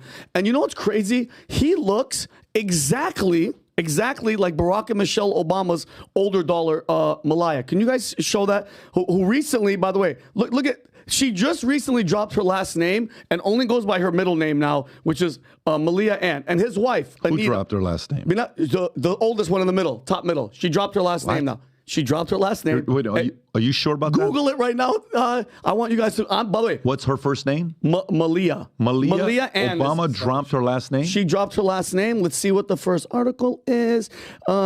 Oldest daughter, her latest film, dropped her last name in favor of her middle name. Okay, she dropped it because she doesn't want to be. We'll go into that later. What was the reason that she? Because she's a movie. She's in movies. She doesn't want her name to be used. Whatever. That's neither here nor there. Go back to this guy's wife. Martin. Stay on that. Stay on that for a second. Your father is the first black president. How do you drop your name? So here's the question: why is Malia Obama changing? fresh out of Harvard and stepping into the world of filmmaking, has made a unique choice for her professional journey. She's opting to go by her new name, and the decision to step away from her well-known Obama family name indicates a deliberate effort to forge her own path, distinct from her parents. Yeah, weird. Wouldn't you Your parents are producers of movies now. Not only that, they were two-term presidents, and for the left, Democrats called them the best president in a long time, Obama. That's their hero. You don't want that name, Obama? Isn't that weird? What does that say about the pride you have in your family lineage? If you're a Kennedy, imagine like John F. Kennedy's son says, I don't want to be a Kennedy. If you're a Bush, Bush's son says, I don't want to be a Bush. How is this not a bigger story and just happened 2 months ago? Tom, were you aware of this at all or no? I was not aware of this, and I think it speaks volumes. Okay, continue with your story. Thank you. Yeah, and we'll go back to this. And then, yeah, I love you, Robbie. Keep this photo up. Now, his wife, Anita Blanchard, Martin Nesbitt's wife, she's a doctor, and she's credited for delivering both of Obama's babies. And she looks exactly like their youngest child, Sasha. Okay, and listen, all I'm saying is it's worth an explanation, okay? And you would think these people would distance themselves from this couple on top of the fact, let's just... And that's the youngest daughter's on the bottom, and it looks like the lady to the left. That's his wife. And she's the one that delivered both of them. It's just weird. Doesn't look anything like Michelle. Doesn't look anything like Barack. Let's just keep going. And by the way, I had to keep going deep. And this, when we talked about maternity things earlier, PBD, there's no photos of Michelle Obama pregnant. That's very, very fishy. You just mentioned. Oh, you're going there. You and Jen had them. Oh, I'm just saying. And then, by the way, I'm going to keep going backwards. Remember earlier this year, the story about Obama in college. He wrote to his ex-girlfriend, Alex McNear, where he said, and I quote, in regard to homosexuality, I make love to men in my mind, in my imagination, on a daily basis. Okay? Another step back.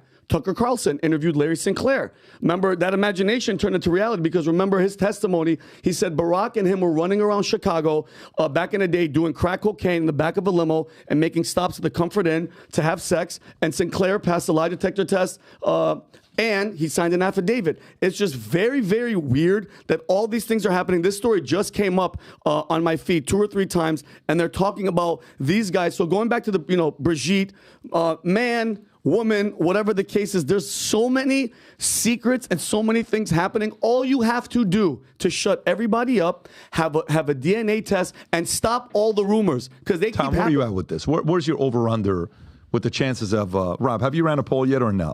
Run a poll to see who believes Brigitte Macron is a man. Born a man. I'm actually curious. Just a yes or no. Can I guess the percentage? No, let them do it. Okay, write it down. Write it down. Write it down. I read the case by, while we're all writing this down, I read the case that Candace Owens made. She made a very logical, like a legal presentation, legal argument. I thought it was very logical. I thought it was very straightforward. I appreciated Candace for doing that. Certainly an intellect and certainly a researcher. And it certainly pointed me after reading all that and then reading the kind of things that were out, not in the French tabloids, but other places where it's like, wow, this, do we have sitting in plain sight, this Tom, what do you think are the chances of this being true? Of the French, on the Macron, French couple? Yes. Yeah, we got to keep them all straight. Actually, straight's the wrong word, but I would say it's about, I say 75% chance that she's a man and she's the school teacher and this was the thing that happened. And that's exactly where it's at right now. 75% she's a man. Oh, that's where I was at. 80%. Let's go, baby. Yeah. Look. The article says that Brigitte Macron is going to sue conspiracy theorists who claim she was born a man. So we'll see what happens with this lawsuit. A lot of people like to say, don't use that C word, use coincidence theories. So I'm a big coincidence theorist. Yep. Michelle's a man, Barack's I didn't say she's a man, but how many Barack, rumors do you have to hear? Barack wasn't born in America. Cool. Guys, have fun. Have fun. Here's all I'll say.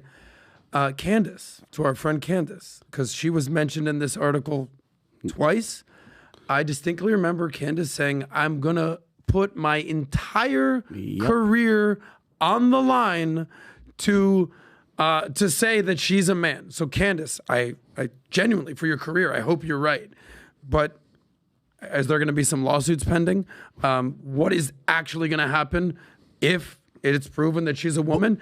I'm just wondering what will happen. Candace will have a chance to respond. I'm sure, dude, I don't follow this story. Adam, but you know what's crazy? We connect, don't care. We connect dots. But Candace, we connect a lot of these obvious dots. I'm sure Candace will respond to this. Yeah. The only reason I mentioned Candace's name is because her name was mentioned twice in this article. You know what's the problem when you sue somebody?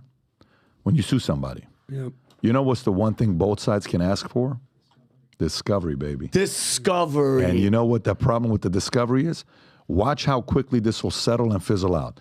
They're doing this to make it seem like it's a big deal. It's going to go away in 6 months. What are the chances you think she was born? Yep. No, I don't know. I don't wake up in the morning. She's not in my top 100 concerns of my life, especially at this phase of my life. But the point is, it's entertaining and it's funny. What's funny about it is, think about one of the world leaders of one of the top countries in the world, the president, suing. That to me in itself is absolutely pathetic. Correct. That you have to just, if you're doing that, there's something there, Tom. Remember, once upon a time in America, we had a bunch of headlines. I'm going to go really fast so we can move on to the next story. And Ken Starr simply said, this subpoena asking for a blood test from the president is going to set all these headlines to rest. And he was right. Clinton gave the blood test. The unfortunate stain on the dress was his, and the headline stopped, and he got on TV and said, I really made bad choices, and closed up the matter. Because Discovery, Pat's right, Discovery has a weird way of shutting things down fast. There's facts and there's allegations, and right now we're talking about allegations, but let me speak a fact to you that I think is very weird. What? There's a 24-year age gap. That's the weirdest between part. The man and the woman. Now, if it's the man that's older, not weird at all. Woman that's older. What do you mean it's not weird at all? Kind of weird. There's women getting a girl just got in trouble. Some Harvard, she's married to some Harvard chick. She was in the back of a car with a 15-year-old. She just got in trouble. No, I think it's wrong, male or female, because it's pedophilia. You're messing with you guys are saying the same thing. Yeah, no, we're saying the same thing. I'm saying underage kids, but here's the thing. I'm not saying underage stuff. No, I'm just saying.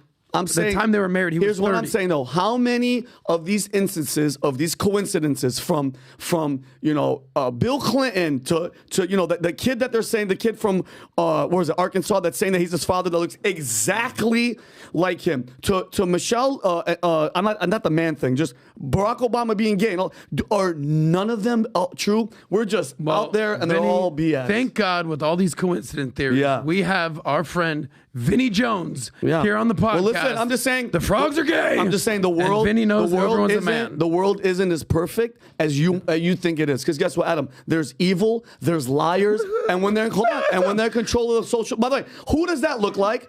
Who does that kid look like? Take a wild freaking guess. Okay, I don't need to be a conspiracy theorist. Barack Obama. That looks exactly like him. And by the way, how many allegations? That's Bill Clinton on the right. Adam, are you joking right now? Bill Clinton's on the right. Yes. Who's the black guy on the left? That's the kid that's saying that Bill Clinton is his father. Roger Stone has interviewed this kid, and he's like, he is my father. Okay. So I'm just saying, you know what I mean? When there's smoke, there's fire. Guess what? The house is burning down. Thank you. All right. Well, Vinny Jones said it must be true. Let's go. I'll wear that hat proud. Let's go. Meanwhile, back in reality. Let's go to the next one. All right. Tom, don't get me started. So Javier Milei goes to Austin, meets with Elon Musk. They have a great meeting. And then story comes out, Javier Milei splits with Lioness girlfriend over work pressure.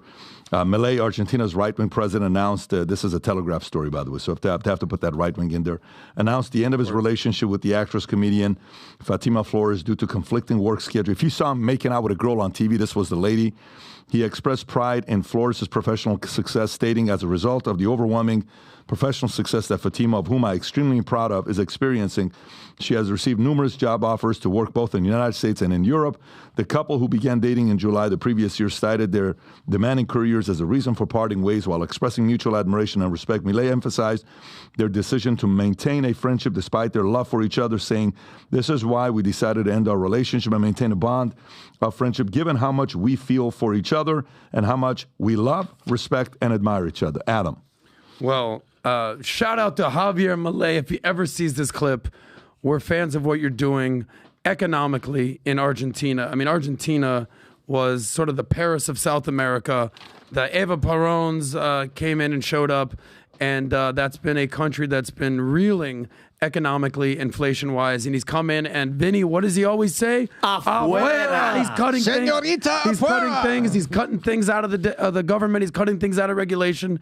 And now he's cutting off his girlfriend because she's, I guess, too much to deal with. And the most ironic thing about this is he broke up with her right after spending time with Elon Musk. Now, if you've been following the Elon Musk story, aside from Tesla, what's been going on in his world the last handful of years? He was dating Grimes. They've been having their she's half alien, half human, in my opinion. AI. They had some kid issues. They're dealing with drama. He wrote the book Elon. Who wrote it? It was him. No, it was a biography. Walter Isaacson wrote it. One of the parts of the book was he talked about the hellacious relationship he had with none other than Amber Heard. People forget that before Johnny Depp, Amber Heard was dating Elon Musk. And here's some quotes from the book that you can find out from the book. He says the following.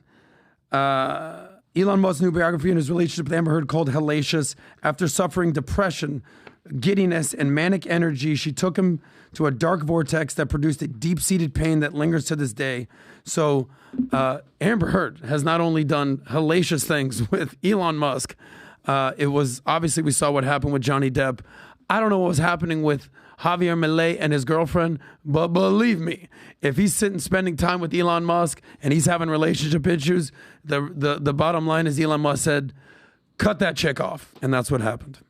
Any thoughts on this or no? You guys are good with this one. All right, let's go to the next one. I'm still thinking about Civil Brigitte. War movie rolling to $24 to $26 million, opening a record for 8/24 Saturday in box office. We watched the movie on Sunday. I'll give you my insight on this movie here.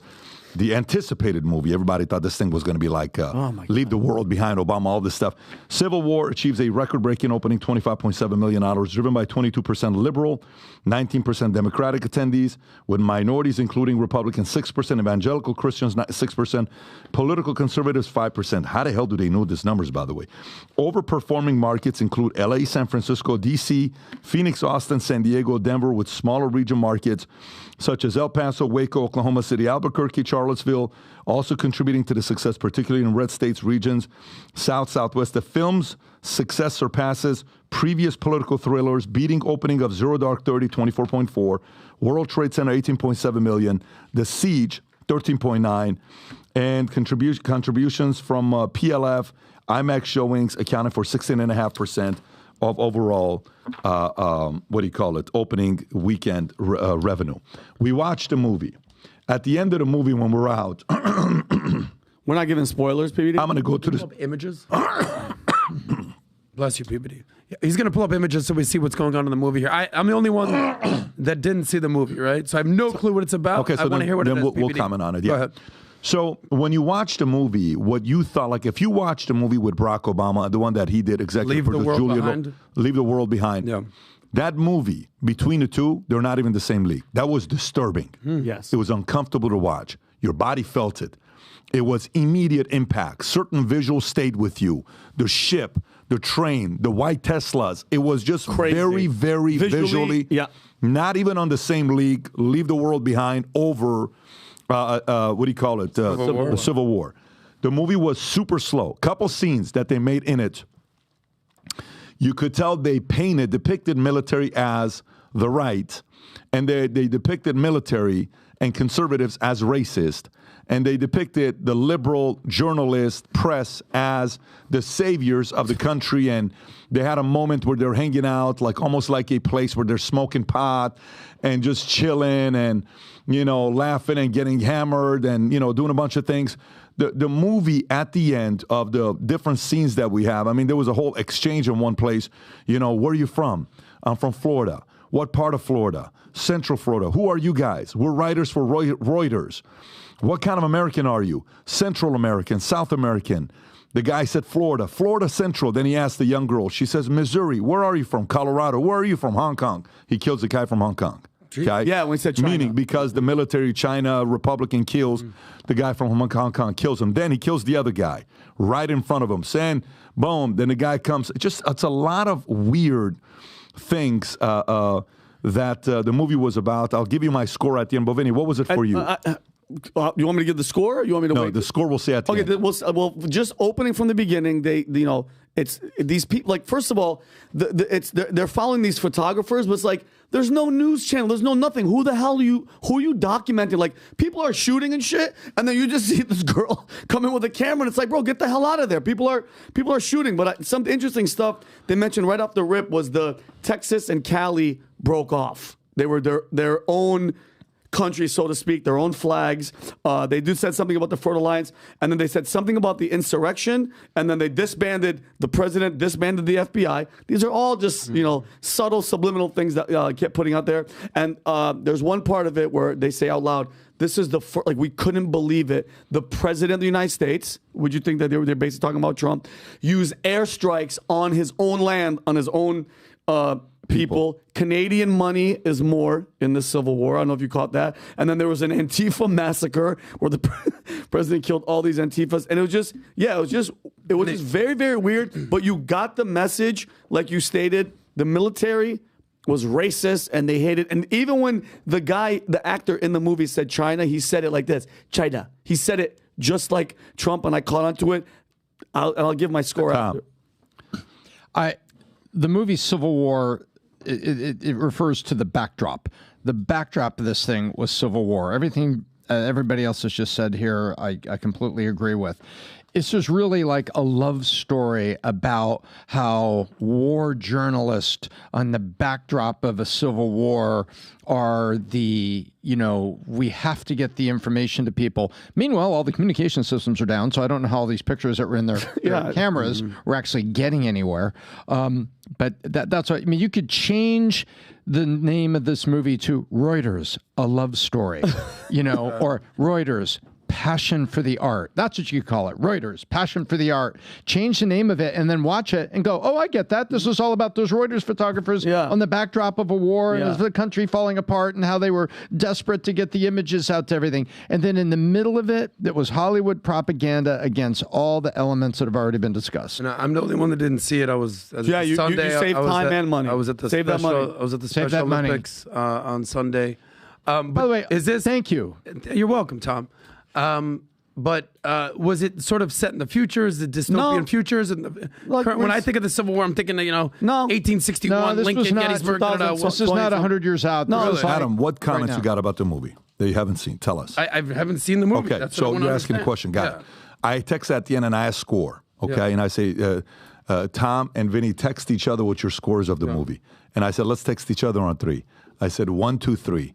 I send a 4. One of you guys send a 2. One of you guys send a 3. I sent a 3. Yeah. The movie You're a was 4. horrible. Yeah. You have to watch it. Are you saying out of 10? Yeah. Out of 10, it's a 4. Oh, out of 10. Oh, it's a horrible movie. Usually you do 5 stars. Movie. So I thought you meant it was so slow. It was unbelievable. If you want to watch something that is actually going to get you to really, I can't believe I'm doing this. Yeah. Watch the movie Leave the World Behind. Look at Rotten Tomatoes. Do not waste your time watching Tomatoes. Of course, I'm not surprised. When we were texting Sunday, hey, you can come, I'm sorry, I can't come, I'm doing this. Why were you so interested in this movie? Well, because I thought it was going to be good. We've been talking about this. Okay. We've been talking about this for a few months. But you guys are big movie buffs. Yeah, but think about it. Leave the World Behind, Civil War. It's almost like they were letting us know what the hell but it wasn't. Anyways, gang, this was a good podcast. We covered a lot of stories. It's 11:30. Go download Minnect. Start competing today. Start Minnecting today between now and May 31st. Looking forward to having dinner with you. I want to have dinner with you, okay? Start Minnecting today. Download the app on Android and iPhone. Start Minnecting, using it as an expert and a person asking questions. Yes. So hopefully we can spend a little bit more time together and have these types of conversations. And each category is going to get a belt. Lightweight belt, middleweight belt, heavyweight belt, and also the other categories. Have a good one, Rob. Our next podcast is tomorrow or Thursday? Tomorrow morning, 9 a.m. Brent Bozell from the Media Research Center is going to talk about election interference with Google. Download Minnect, everybody. Be a part of it. All right, guys. We'll see you tomorrow. Take care. Bye-bye. Bye-bye.